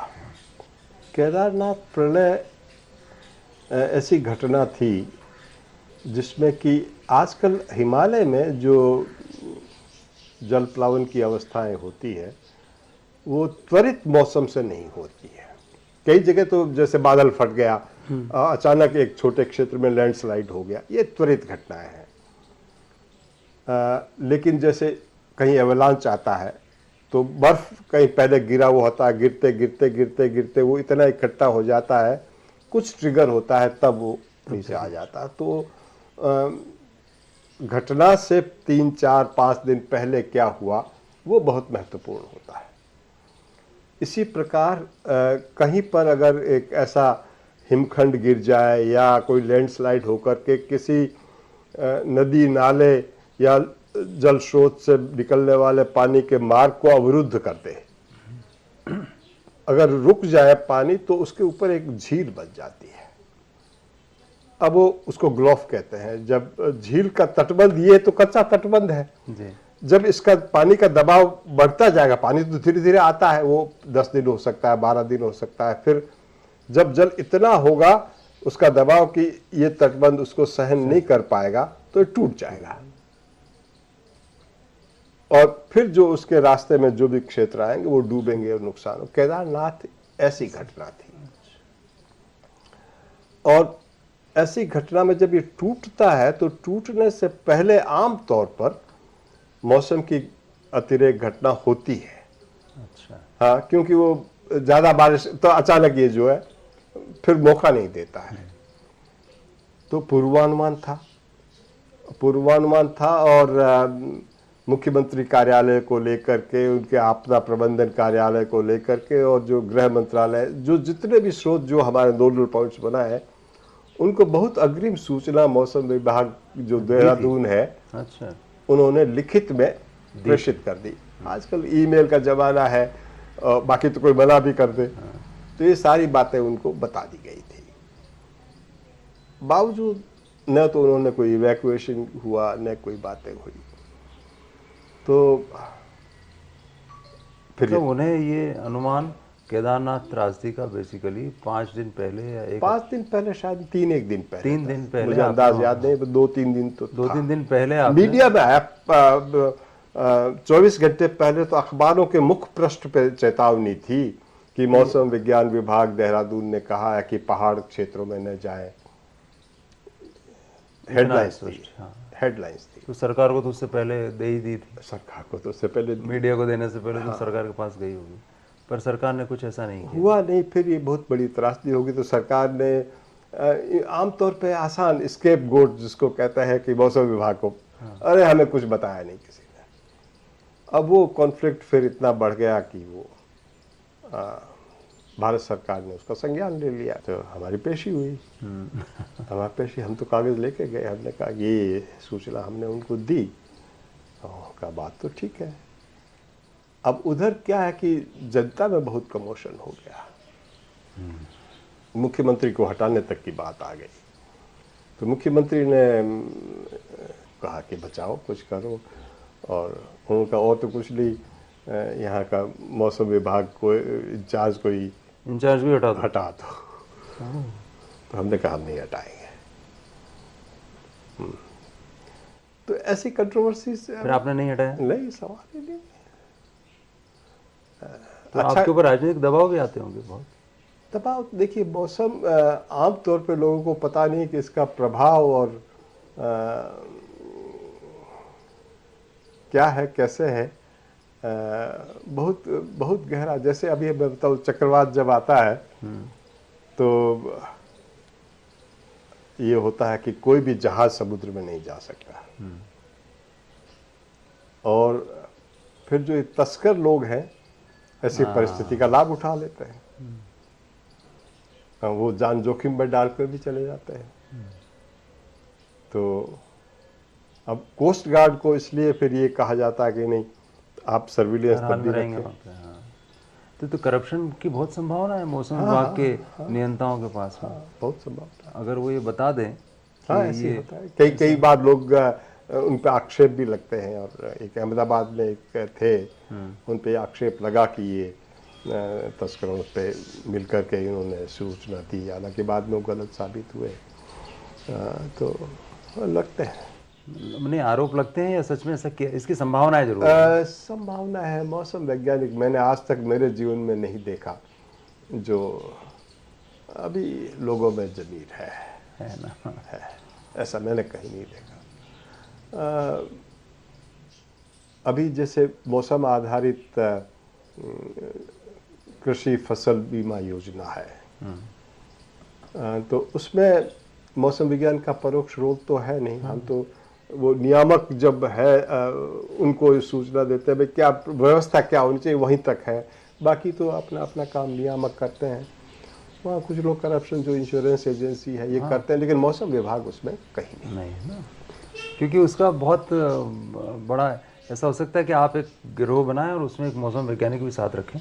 हाँ, और मतलब एक फंतासी हो सकती है कि वो ये बताता है। आजकल तो ये जब से, इसीलिए आपने बहुत अच्छा विषय उठाया। आपने देखा होगा कि बहुत प्राइवेट प्लेयर्स आ गए हैं। कई एजेंसी है जो प्राइवेट है जी। तो सूचना, तो जो ऑब्जर्वेशन है या मॉडल आउटपुट है, वो तो मौसम विभाग से ही लेंगे, लेकिन वो अपने हिसाब से उसको एनालिसिस करके, और आधिकारिक तौर पे तो नहीं, लेकिन अभी ऐसी व्यवस्थाएं सभी देशों में, अब विकसित देशों में है, अमेरिका में भी है, यूरोप में भी है, भारत में भी है। कई कंपनीज हैं जो ये सूचना देती है। और कई बार वो क्या करती है कि वो जानबूझ करके जो मौसम विभाग कहा उसे बाएं दाएं कह दो। और फिर अगर क्योंकि कुछ वेरिएबिलिटी होती है, आपने जो कहा उसके नज़दीक अगर वो आ जाए तो आप कहो कि देखिए मौसम विभाग गलत है। तो इसको ध्यान में रखते हुए भारत सरकार ने अभी पार्लियामेंट में आपने खबर में पढ़ा होगा कि एक कानून बनना चाहिए जिसमें प्रेक्षण लेने के संबंधी हो, आंकड़ों के संबंधित हो, पूर्वानुमान के संबंधित हो, पूर्वानुमान के प्रयोग के संबंधित हो, इंश्योरेंस के संबंधित हो, सारा जो व्यापक क्षेत्र है उसके बारे में कानून बनना चाहिए। तो भारत सरकार ने एक समिति बनाई है, मैं उसका अध्यक्ष हूँ। अच्छा। इंटर मिनिस्टेरियल कमेटी है, उसमें क्योंकि कानून का विषय तो मिनिस्ट्री ऑफ लॉ के लोग भी हैं, 2-3 लोग हैं, तो हम ये सब अभी उस पर कार्य जैसे शेयर मार्केट है उसमें सेबी नियामक है, हाँ, कोई तो एक होना चाहिए, है ना। वो ना लोग अगर ये तय कर दें कि भाई इस कंपनी को नुकसान पहुंचाना है तो उसके 4 दिन पहले कुछ ऐसी चीज़ें शुरू कर दें और बोले इसके शेयर गिरने वाले हैं या इसके उठाना है। तो जैसे हर्षद मेहता का स्कैम हुआ था, हर्षद मेहता के स्कैम में हर्षद मेहता ने भी मौसम वैज्ञानिकों को भ्रष्ट करने की बहुत कोशिश की। मैं उसका गवाह हूँ। और वो कहा था कि हमें 24 घंटे पहले आप जो लॉन्ग रेंज फोरकास्ट देते हैं ना अप्रैल मई के महीने में, वो अगर रिलीज होने से पहले अभी भी हम उसको उतनी गोपनीय रखते हैं, सिर्फ महानिदेशक और जो कार्य करता है सिर्फ उसी को पता होता, 2 को पता होता है, विभाग में भी, और उसके बाद में सीधा कैबिनेट सेक्रेटरी और प्रधानमंत्री 4 लोगों को पता होता है। और प्रधानमंत्री उस बात को उसको देख लेते हैं, उससे चर्चा की जाती है, फिर मीडिया में जाते हैं। अगर मीडिया को पहले भनक लग जाए तो अरबों रुपए के वारे न्यारे हो जाते हैं, सट्टा होता है इसमें बहुत ज़्यादा, सारा उलट सुलट हो जाएगा। क्योंकि ऐसा पहले अब तो शायद अब तो क्या होता है वो मेटल वो सब खत्म हो गया, टैक्स वैक्स का मामला, वरना ऐसे कहते थे कि बजट से पहले अगर वित्त मंत्री आपके करीबी हों तो वो आपको बता देंगे कि कल फला मेटल पे ये लगने वाला है, तब तक आप निपटा लो मार्केट को। बिल्कुल नहीं, अभी भी वैश्विक व्यवस्था जो है एग्रीकल्चर कमोडिटीज़, क्योंकि ये तो पैदावार जो है कृषि जिन्सों की, ये तो मौसम आधारित है। और बाजार जो है उनके अलग अलग स्तर है, एक स्थानीय स्तर है, एक राजकीय स्तर है, एक राष्ट्रीय स्तर है, एक क्षेत्रीय स्तर है, एक वैश्विक स्तर है।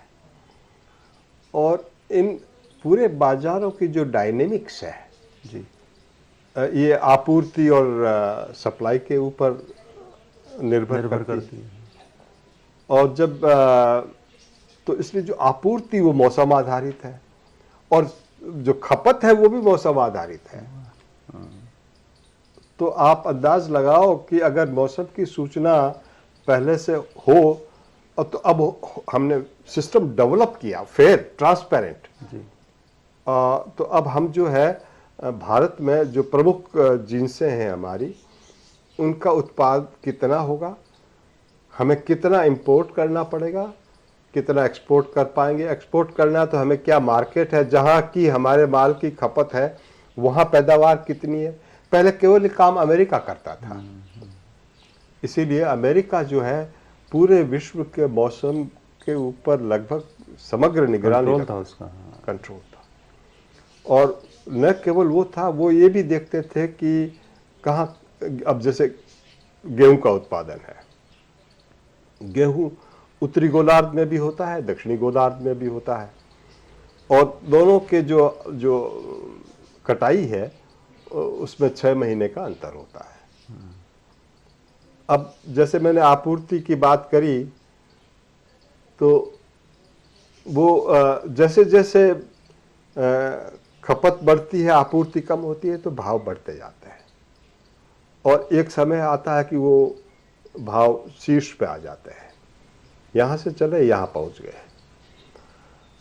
अब हर एक जो विक्रेता है वो चाहेगा कि मैं ये जो पीक आया है इसके आसपास कहीं बेचूं, या मैं पहले भी जो मैं अगर आजकल डील तो पहले हो जाती है, तो वो होर्डिंग, तो मुझे पता होना चाहिए कि यहाँ ये पीक जाएगा तब निकालेंगे। हाँ, तब उसको ध्यान में रखते मैं आज की रेट तय करूंगा।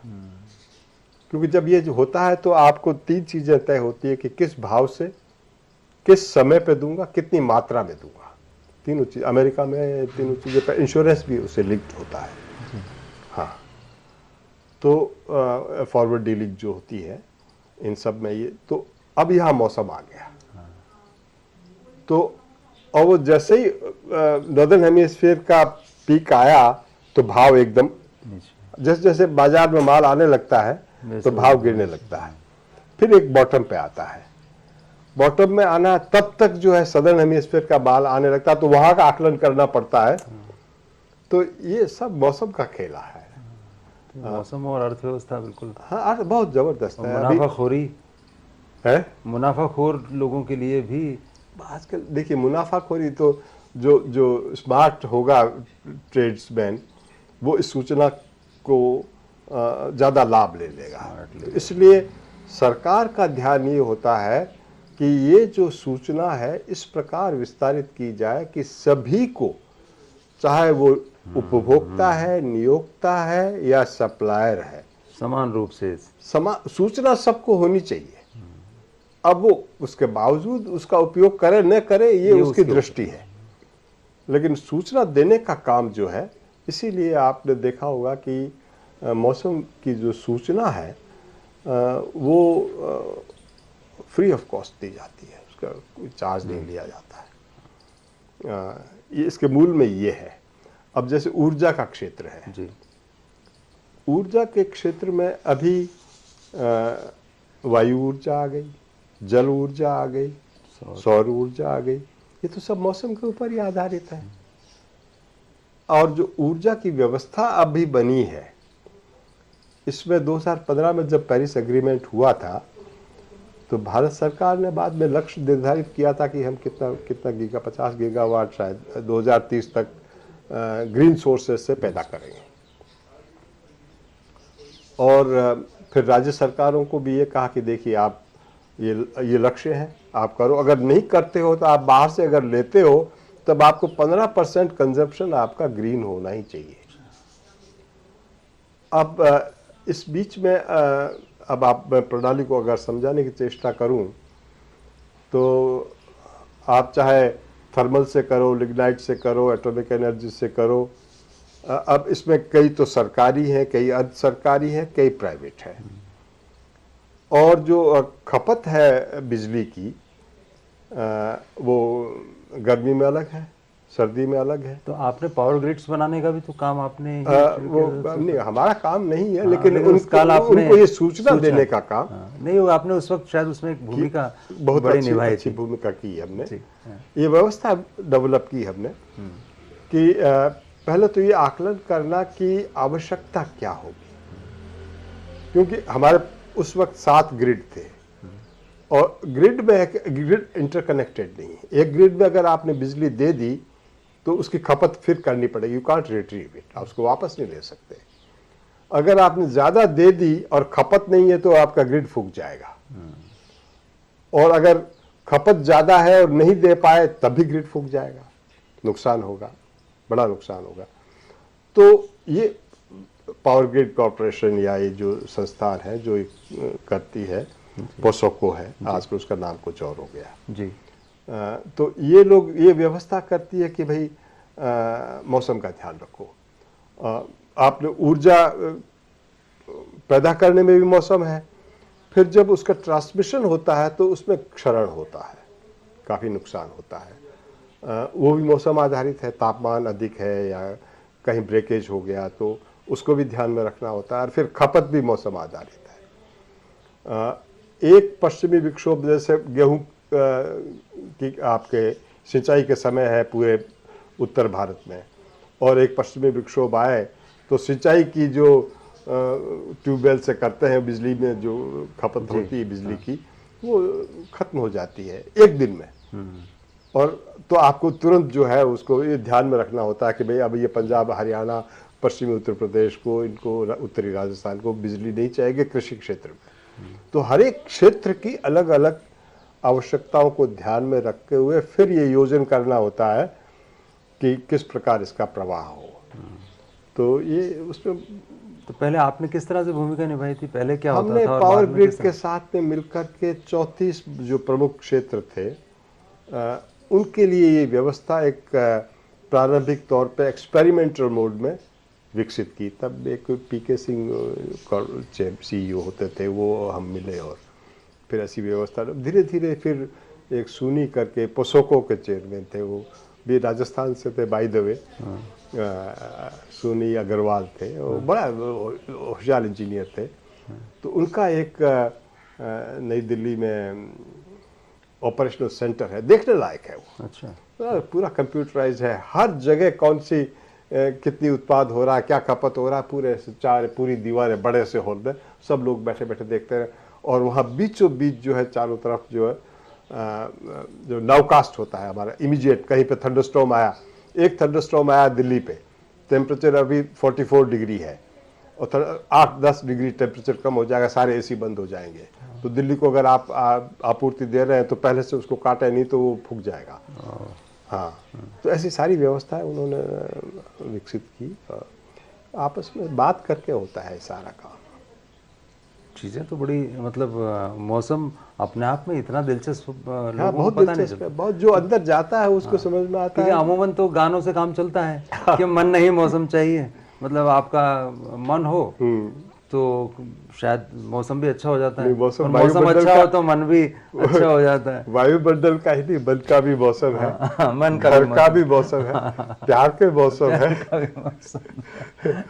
तो आप जो पुरानी कहावतें थी ना, घाघ और भड्डरी की, उन्हीं की कहावतों से काम चलता था। अभी भी वो टिटेरी वाला लोग करते हैं कुछ, क्या वो सही है, कितना है?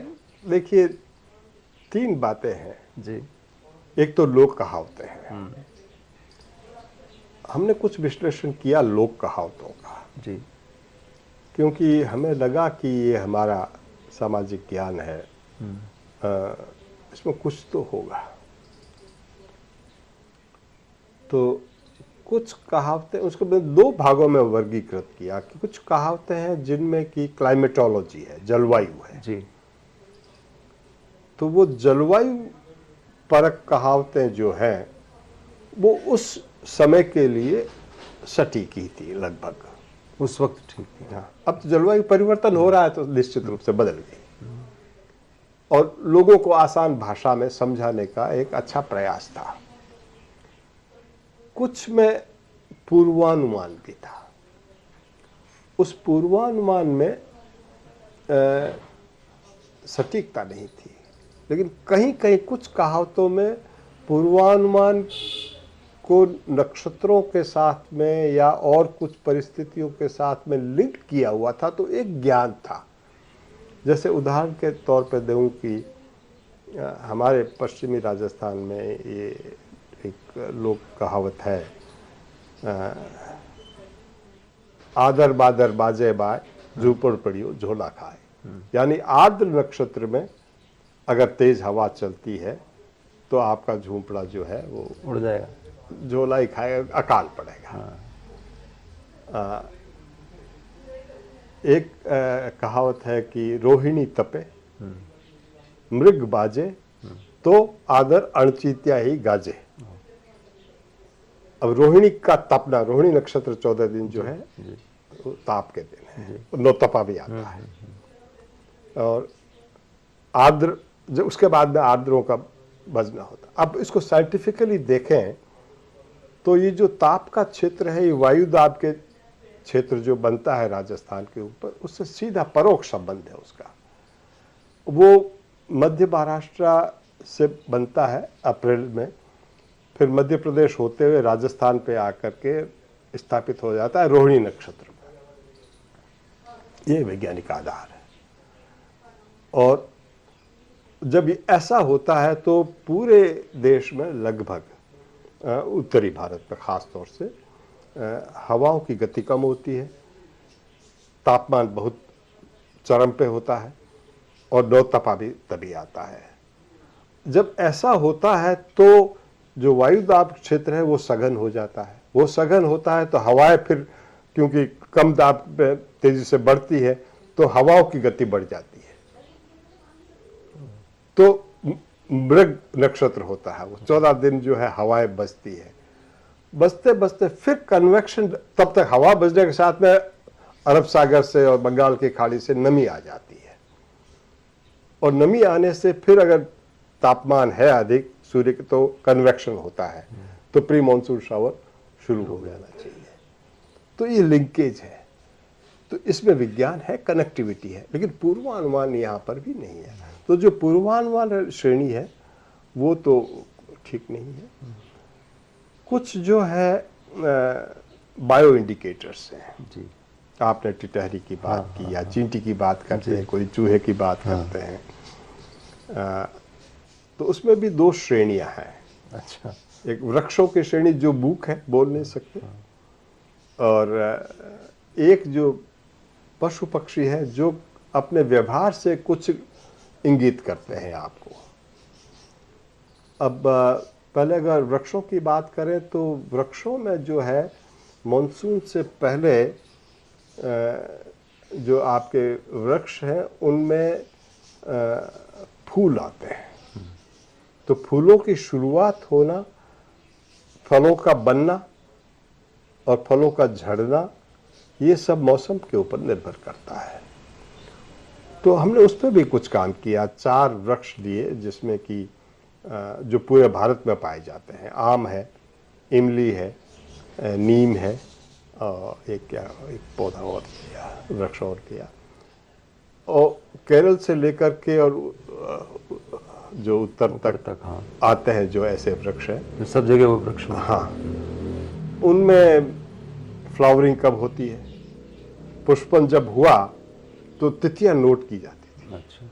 और देखते थे कि अब जैसे अभी हम आप जानते हैं कि आम दक्षिण से पहले आ जाता है, हाँ, ठीक है ना, तो इसका एक चार्ट है, उसमें क्या अंतर आता है, क्या उससे भी हम कुछ मौसम का भी पूर्वानुमान कर सकते हैं। लेकिन लेकिन पौधा जो है वो कैसी मौसम की दशा अवस्था से गुजरा है, उसका प्रभाव तो समेकित तौर पे उस पर दिखेगा, लेकिन आगे तो पौधा बोल के ये नहीं बता सकता आगे मौसम कैसा, सोचने की बात है।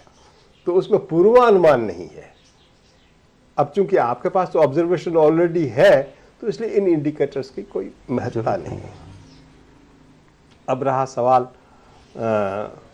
टिटहरी का या चींटी का, पशु पक्षियों का, तो मनुष्य की जो आप ऑब्जर्वेशन की तो छोड़ दो, मनुष्य भी संवेदी आदमी है, उसको भी पता लगता है आज गर्मी है या आज नमी है?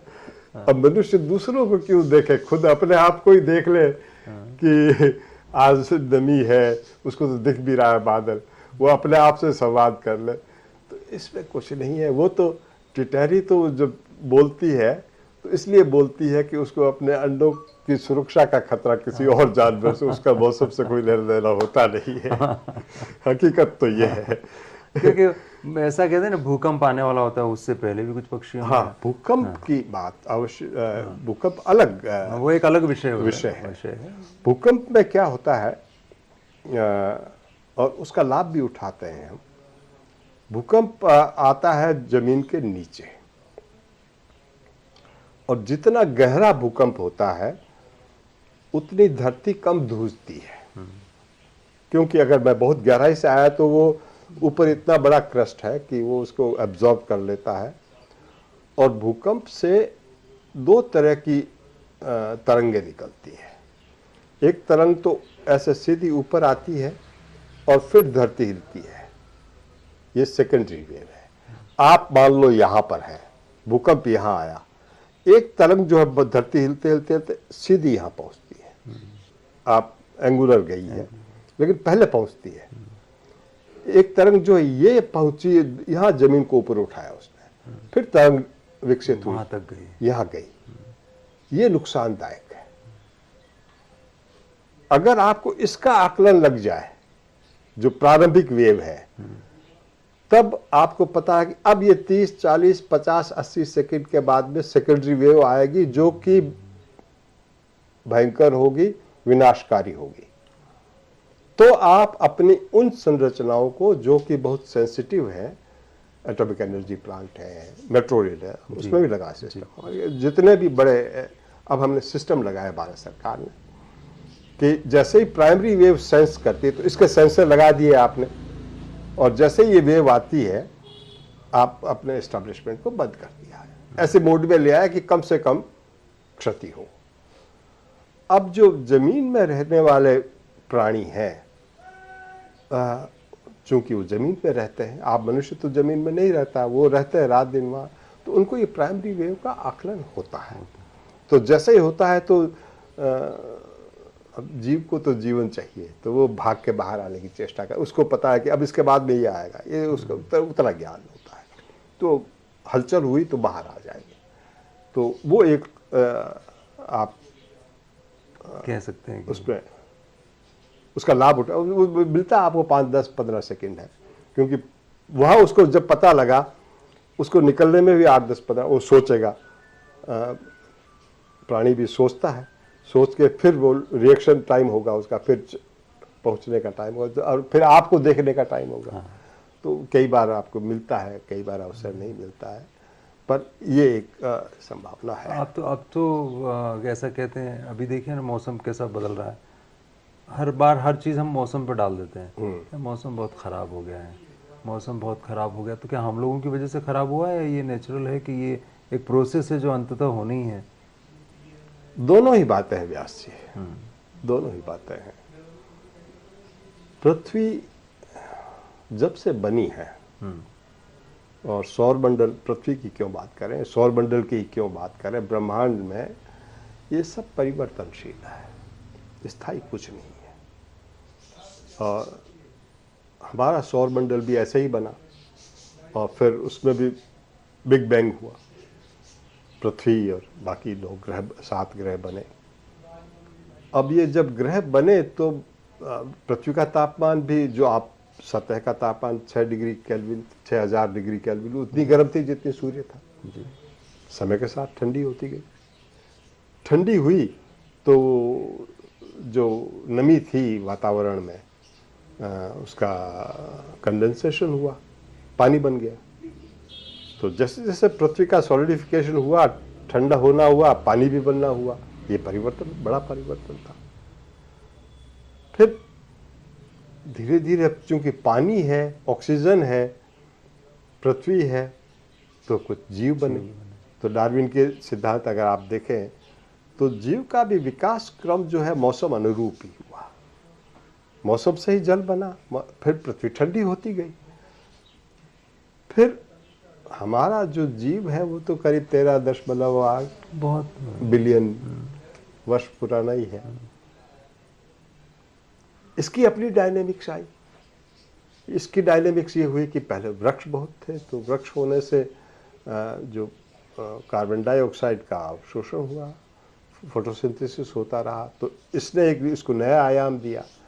ऑक्सीजन कार्बन डाइऑक्साइड का जो रिलेशनशिप है, समीकरण है, ये लगातार अब दिन और रात में भी देखें तो CO2 की कंसंट्रेशन सुबह कुछ और है, शाम को कुछ और है। तो ये बदलाव तो पृथ्वी का एक नियम है। पर ऐसे कहते हैं हम लोगों ने मैं आता हूं, काफी नष्ट किया है। हाँ। मैं आता हूँ। दूसरा, सूर्य की जो ऊर्जा है, हमें बहुत सटीक आकलन नहीं है कि किस क्षण में कितनी ऊर्जा पैदा कर रहा है। उसमें विस्फोट होते रहते हैं। उसकी जो ऊर्जा की तीव्रता में भी घटत बढ़त होती रहती है।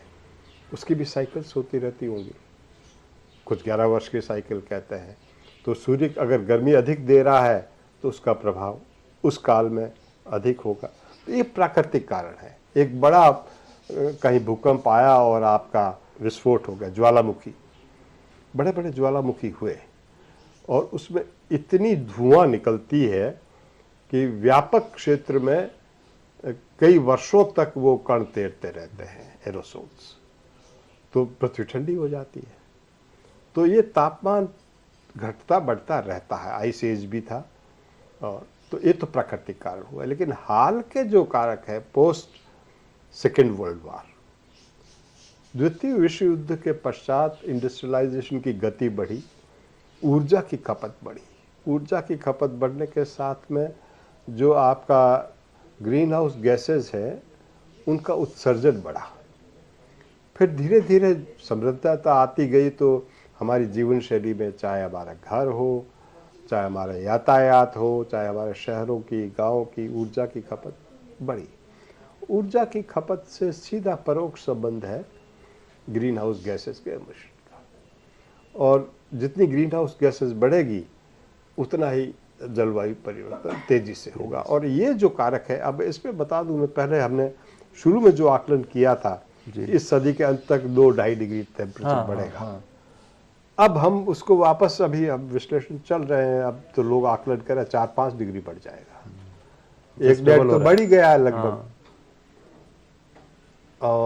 तो ये जो है ये मानव जनित है, ये मानव जनित है प्योरली। और हम इस पे ज्ञान तो सबको देते हैं, करना कोई नहीं चाहता। अपने कहेंगे आपका एनर्जी फुटप्रिंट क्या है, मैं नहीं समझता कोई एक व्यक्ति होगा जो ये इस पर विचार करता हो कि आज मैंने इतनी ऊर्जा की खपत की तो इतना मैंने नुकसान पर्यावरण को पहुंचाया। ऐसा तो कोई विचार भी नहीं करता। विचार भी नहीं।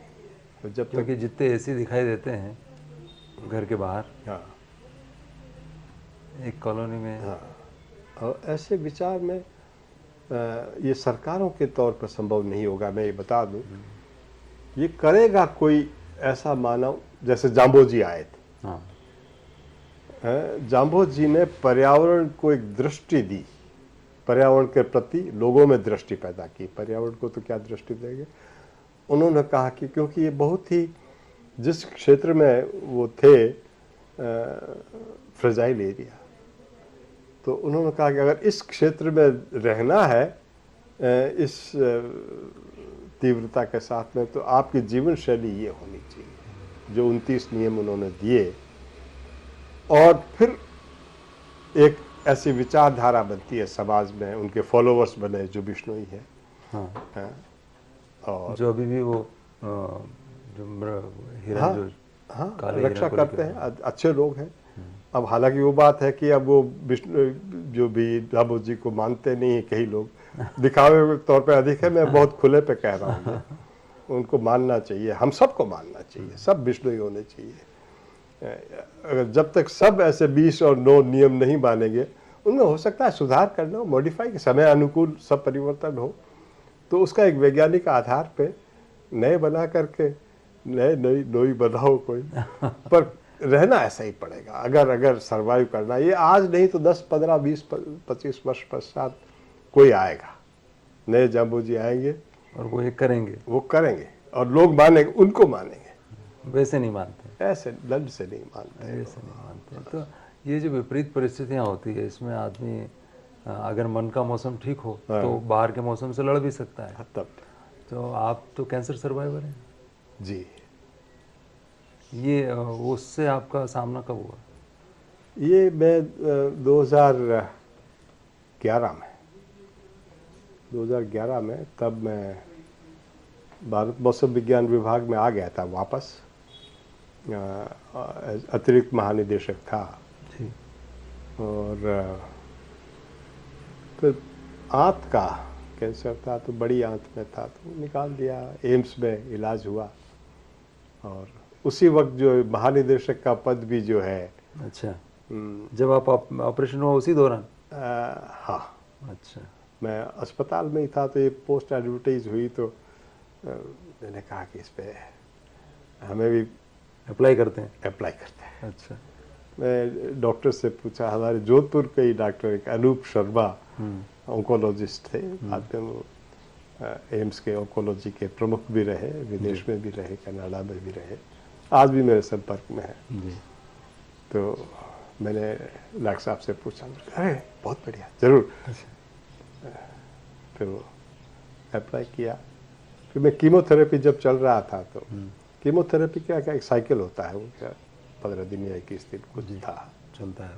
हाँ, तो उसी तिथि को आपको वापस वो करवाना होता है वापस। हाँ, तो वहाँ पे वो एम्स में क्या है कि बेड का चार्ट भी वो बन जाता है, वो दूसरे दिन नहीं मिलता है। हाँ, बिल्कुल सही। और आप एक आध दिन ही आगे पीछे कर सकते हैं उसको, कैलेंडर को भी नहीं बिगाड़ सकते। तो मेरा इंटरव्यू और मेरी कीमोथेरेपी की Same. डेट तो मैं जो अस्पताल में भर्ती हो गया, उन्होंने कहा आपको टेम्परेरी लीव दे देंगे, भर्ती तो होना पड़ेगा आपको। टेम्परेरी लीव दिया मैं। कीमो भी काफ़ी तकलीफ दे होती है, बहुत तकलीफ, आज को शायद ठीक हो गया, मुझे नहीं लेकिन पता। उस वक्त तो और भी बहुत ज़्यादा तकलीफ है। पर आया मैं, और मैं धन्यवाद देना चाहूँगा निर्णायक मंडल का कि उन्होंने ऐसी मेरी अवस्था को देखते हुए भी ये निर्णय लिया। कहीं न कहीं उनको लगा कि नहीं, ये आदमी सुधार करने की हिम्मत रखता है। और आप उस तरह से उसी दौरान महानिदेशक हुए। हाँ, उसी तरह। हुआ, क्योंकि ये इसीलिए मैंने मन के मौसम और बाहर के मौसम में यही होता है कि अगर आपके भीतर हो कोई चीज़, जिंदा आप है तो आपसे बहुत सारे लोग इंस्पायर हो सकते हैं ना इस चीज़ पे। क्योंकि कई लोगों को मैंने देखा है, वो आधे से ज़्यादा तो अपने जीवन को मन के हारे हार, हाँ, मन के जीते वो उसी दुख के साथ जीवन चलाते हैं। ये वो जैसे एक कोई फिल्म थी, उसी का हिस्सा है शायद, मैंने कहीं से देखा हो, एक फुटबॉल मैच चल रहा होता है। हाँ। तो वो हीरोइन ताली बजाती है कि वह गोल कर दिया। वो हीरो कहता है फुटबॉल की भी क्या किस्मत है, पैरों तले रोंदा जा रहा है।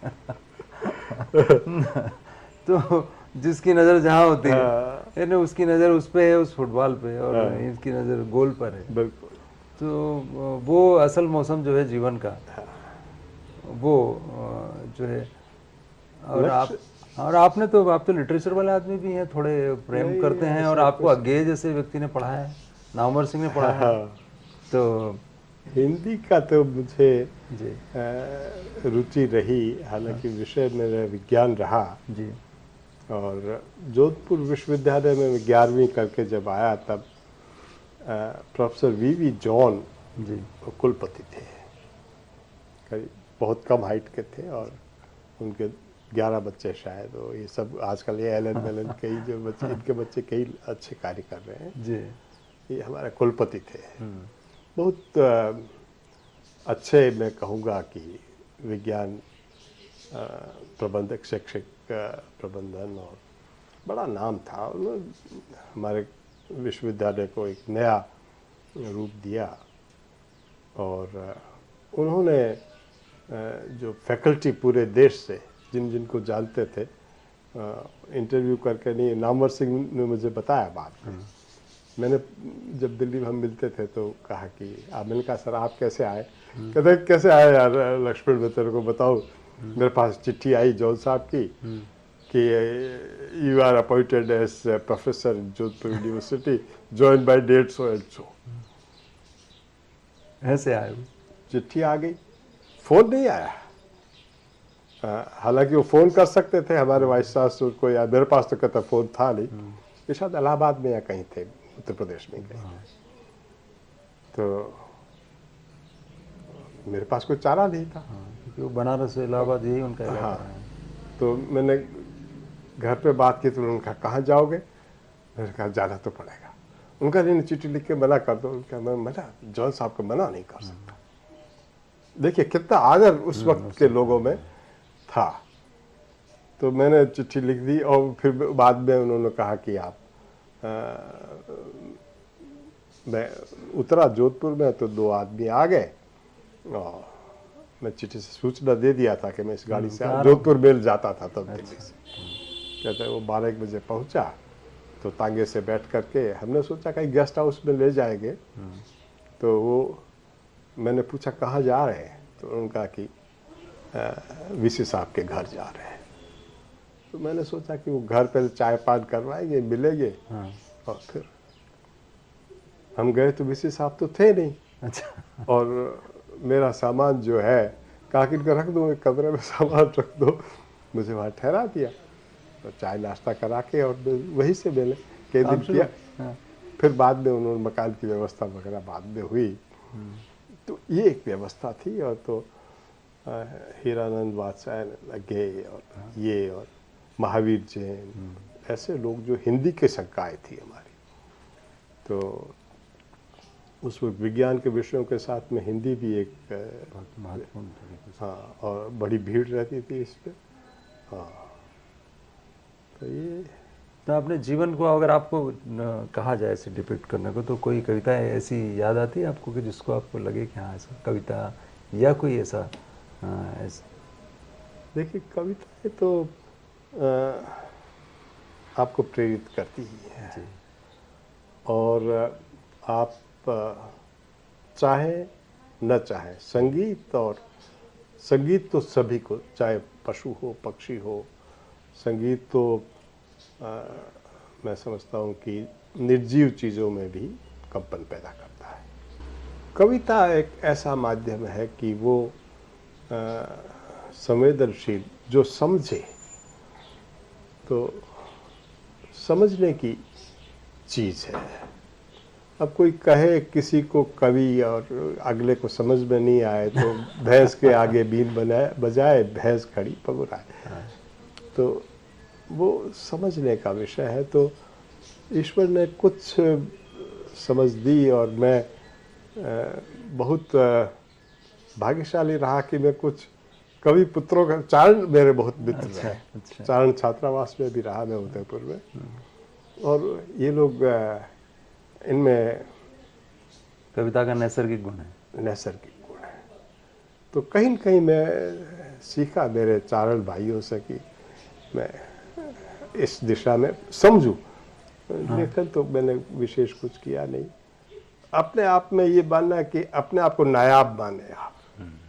ये बड़ी बात है। हाँ, अपने आप को नायाब माने कि मैं नायाब हूँ, और मैं, क्योंकि ये जो नायाबी है, कोई मनुष्य कंप्लीट नहीं होता है अपने आप में ऐसा, लेकिन कोई मनुष्य ऐसा भी नहीं है कि जिसमें कोई न कोई खूबी नहीं हो। और अपनी खूबी को पहचानना और उसको विकसित करना और उसके अनुरूप काम करना, अगर ये आदमी करे तो वो आइडेंटिफाई कैसे करे वो कि अपनी खूबी क्या है? दूसरा कोई नहीं कर सकता है। खुद ही या तो खुद करे, या शिक्षक करे, या माँ करे। हाँ, लेकिन अभी के माहौल में क्या हो गया कि माँ बाप तो ये खूबी देखना ही नहीं चाहते। अच्छा, क्यों? वो कहते हैं इंजीनियर बने या डॉक्टर बने या आईएएस बने, वो तो यही बनाना चाहते हैं जहाँ से उसको अच्छा एम्प्लॉयमेंट मिले, और जो वो नहीं कर पाए वो मेरा बच्चा करे। तो माँ बाप की दृष्टि तो देखो लगभग ऐसी ही है। तो वो एक जो मूल स्रोत है खूबी को पहचानने वाले, वो तो आप एक तरफ रख दीजिए, एलिमिनेट हो गया। शैक्षणिक व्यवस्था में पहले शिक्षक थे जो खूबी को पहचानते थे और खूबी के अनुरूप ही शिक्षा देते थे। अब शिक्षा का जब से व्यवसायीकरण हुआ है, तो शिक्षक का छात्र के साथ जो अंतर संबंध था वो विरल, क्या मैं तो कहूँगा लगभग समाप्त हो गया है, लगभग समाप्त हो गया है। और छात्र भी एक उद्देश्य को लेकर के शिक्षक के पास जाता है, और वो उद्देश्य उसका यही है कि मुझे ज़्यादा से ज़्यादा सूचना दे और मुझे इसको लिए एक तैयार कर दे। तो वो भी अभी अलग हो गया। तो अब ले दे के आपको स्वयं को ही पहचानना है, तो अब आपको पहचानने के विरोध में ये जो दोनों, ये विरोधी भी हो गए हैं। शिक्षक का भी जो है उसका भी मापदंड है कि मैं कितने बच्चों को मैं अच्छे उत्तीर्ण कराऊं या अच्छे सफलता दिलाऊं, नंबर दे। हाँ, और माँ बाप भी यही चाहते हैं कि तू ये कर। अब इसके मन में कहीं न कहीं लगता है कि मैं अभी जैसे कोटा में सुसाइड हो रहे बच्चे जो जा रहे हैं, ये इसी की परिणति है कि हमने एक झूठे दबाव इस पीढ़ी पर डाल दिए। तो इस पीढ़ी को स्वयं को ये निर्धारित करना पड़ेगा कि मैं क्या कर सकता हूँ, क्या कर सकती हूँ, और फिर उसको विद्रोह नहीं करें, उसका विकास करें, और उसको अपने पेरेंट्स को खास तौर से बताएं कि मैं डॉक्टर नहीं बन सकती या नहीं बन सकता, मैं पेंटिंग बहुत अच्छी करती हूँ, अगर मुझे इस दिशा में आप बढ़ाओ तो तो बच्चों के भीतर वो आत्मविश्वास आना चाहिए। भीतर से आत्मविश्वास जब तक नहीं आएगा और उसकी अभिव्यक्ति नहीं करेंगे और दृढ़ इच्छा के साथ में आगे नहीं बढ़ेंगे, तब तक ये निराकरण हो नहीं सकता है इसका। आपको एक जहाज दे दें हम, तूफान बहुत तेज, आप किधर घुमाना चाहेंगे उसको, तूफान के भीतर मुकाबला करने के लिए, या सोचेंगे ये बड़ा गंभीर प्रश्न है आपने किया। देखिए, और मेरे जीवन से इसका अंतर संबंध बता दूं मैं आपको। हम अंटार्कटिका से जब लौट रहे थे, दक्षिण गंगोत्री,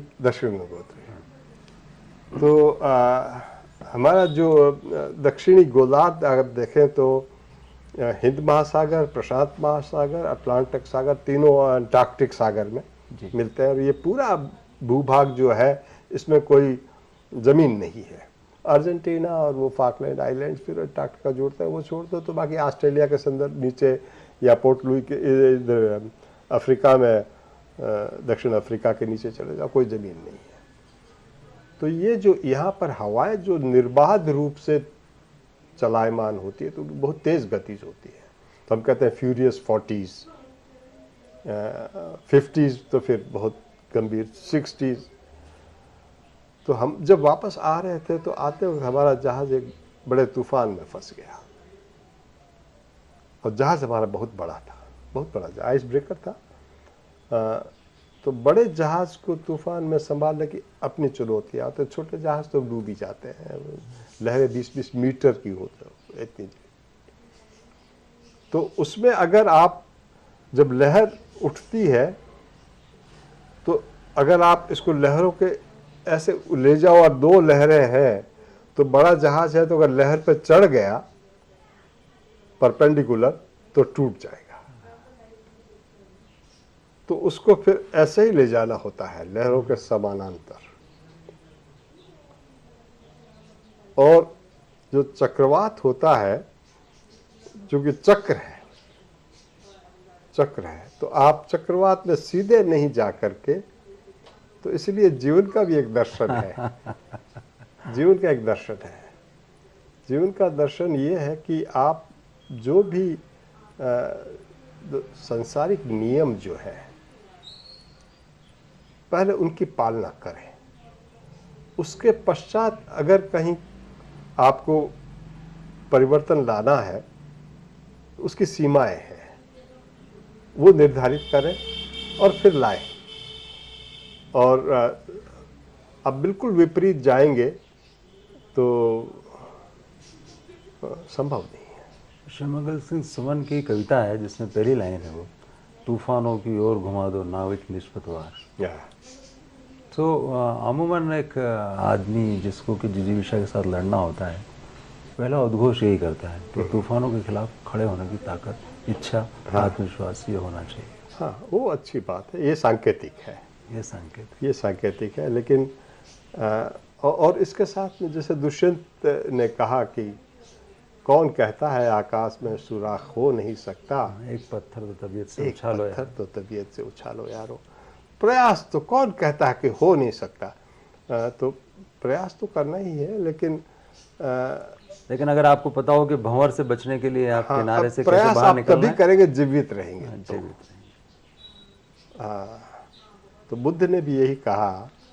बुद्ध को सुजाता ने जब उसको ज्ञान दिया ना कि शरीर जो है ये तो खीर, इसको बचाओ, तो शरीर ही नहीं रहेगा तो क्या ज्ञान प्राप्त करोगे।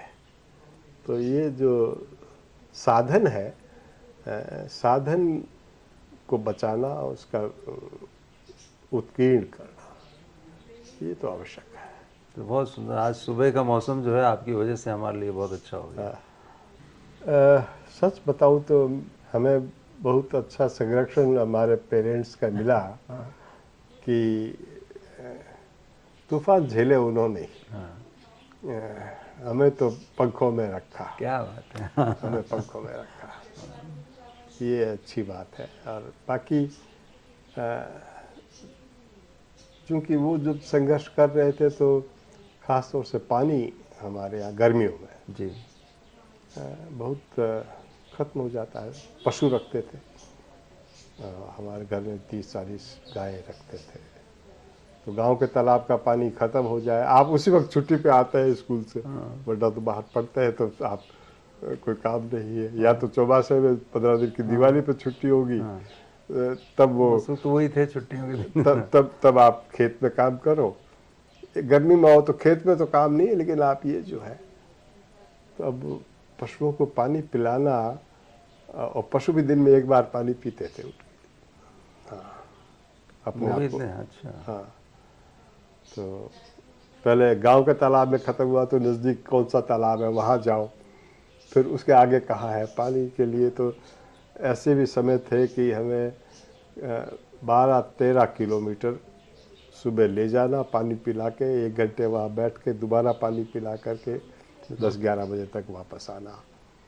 तो ये किसानों का जीवन जो है उस क्षेत्र में, तब आज भी मुश्किल है, लेकिन अब तो बहुत सहूलियत हो गई किसानों को। अब तो तब भी किसानी कोई करना नहीं चाहता। तो इसके मतलब अरब के रेगिस्तान जो है ना, उसके बारे में पाउलो कोएल्हो जब पढ़ते हैं अल्केमिस्ट, तो वो जिस तरह से लड़का उसका प्रोटैगनिस्ट जैसे जैसे जाता है ना, खुद को वो ढूंढने के लिए जा रहा है बेसिकली, वो अलग अलग जगह काम करता है और रेत बिल्कुल, तो आखिर में उसको जो शगुन दिखाई देते हैं और फिर रेत और फिर सूरज और उससे बात होना, तो मतलब मुझे हमेशा थार की या इनकी आपकी इनकी जो स्मृति आती है तो उनसे वैसी ही आती है। ऐसा लगता है कि आप लोग अगर तूफान में फंस जाएं तो शायद आप सूरज से बात करेंगे, शायद आप रेत से बात करेंगे। हाँ, ये आपने देखा होगा कि जो लोग कठिन जलवायु परिस्थितियों में रहते हैं, उनकी 3 चीज़ें बहुत प्रमुख होती है। एक तो उनका जीवट, परिस्थितियों से लड़ने की क्षमता, चाहे वो पहाड़ी क्षेत्र हो या दुर्गम क्षेत्र हो या रेगिस्तानी क्षेत्र हो, कोई भी हो, दुर्गमता जीवट लाती है। और दूसरा उनका अनुकूलन प्रक्रिया, क्योंकि जीवट उसी से बहता है। अनुकूलन, हारते नहीं है, अपने आप को अनुकूलन करते हैं। तीसरा उनका एक कहते हैं ESP, एक्स्ट्रा सेंसरी परसेप्शन। उनको एक खतरे को भांपने की जो सेंसरी तीसरा नेत्र जिसको बोले, वो विकसित हो जाती है। उनको पता लगता है कि ऐसा होगा, ऐसा कुछ संकेत उनको क्या है ये वो कोई नहीं जानता। जब रेत और मरुस्थल और इन सब के बारे में जब भी कोई लिखता है, कहानियाँ लिखता है, तो उसे एक अनंत जीवन जैसा उसको उसमें दिखाई देता है। तो आपने कभी ऐसा महसूस किया? मैं तो इसको वैज्ञानिक दृष्टिकोण से देखता हूँ कि जीवन जो है ना, ये अपने आप में समग्र तो है, लेकिन जीवन कोई एक ऐसी व्यवस्था नहीं है कि मैं हूँ। मैं असंख्य सेल से बना हूँ। सेल में अभी हम DNA RNA तक चले गए हैं, और मैं अभी 72 वर्ष का हो गया, 72 वर्ष चल रहा है, तो मैं, लेकिन मेरा कोई अंग 72 वर्ष पुराना नहीं है। मेरा अंग, किसी की आयु 5 घंटे होगी, किसी की 5 दिन होगी, किसी की 5 महीने होगी, किसी की 5 वर्ष होगी। प्रत्येक सेल मरता है, जिंदा होता है, प्रत्येक सेल। ये दैनंदिन आपकी प्रक्रिया है, पर जीवन चल रहा है। अब आप इसको आपके प्रश्न के परिदृश्य में अगर देखें और इसको पूरी पृथ्वी प्रणाली में देखें, तो आदमी मरते हैं, तभी समाज चलता रहता है। अब हम जो जीवन और मृत्यु देखते हैं, आदमी की श्वास का रुक जाना, और मृत्यु क्या है, वैज्ञानिक तौर पे इसको परिभाषित कर दिया कि ये अंग काम करना बंद कर दिया, तो हृदय रुक गया, सांस रुक गई। मृत्यु से पहले क्या था और मृत्यु के पश्चात क्या है, इसके बारे में ये पराभौतिकी है। अध्यात्म तो है ही है, ये भौतिकी है, पराभौतिकी है। अब इसका अगर पहले कुछ था और अब नहीं है, तो पुनर्जन्म प्रश्न। उठता है प्रश्न कि वो कहाँ गया, कहाँ गया और क्या वापस आ गया, आया तो कैसे आया। तो यहाँ पुनर्जन्म विचार करने का मन करता है। अगली बार मौसम की बजाय अगर कोई और डिपार्टमेंट मिल जाए वो अगर पुनर्जन्म है हाँ। तो उस विधान में ये भी तय होगा कि कौन सा देना है, क्या करना है। ये अपने को ज्यादा टेंशन लेने की जरूरत नहीं लेने की जरूरत नहीं है।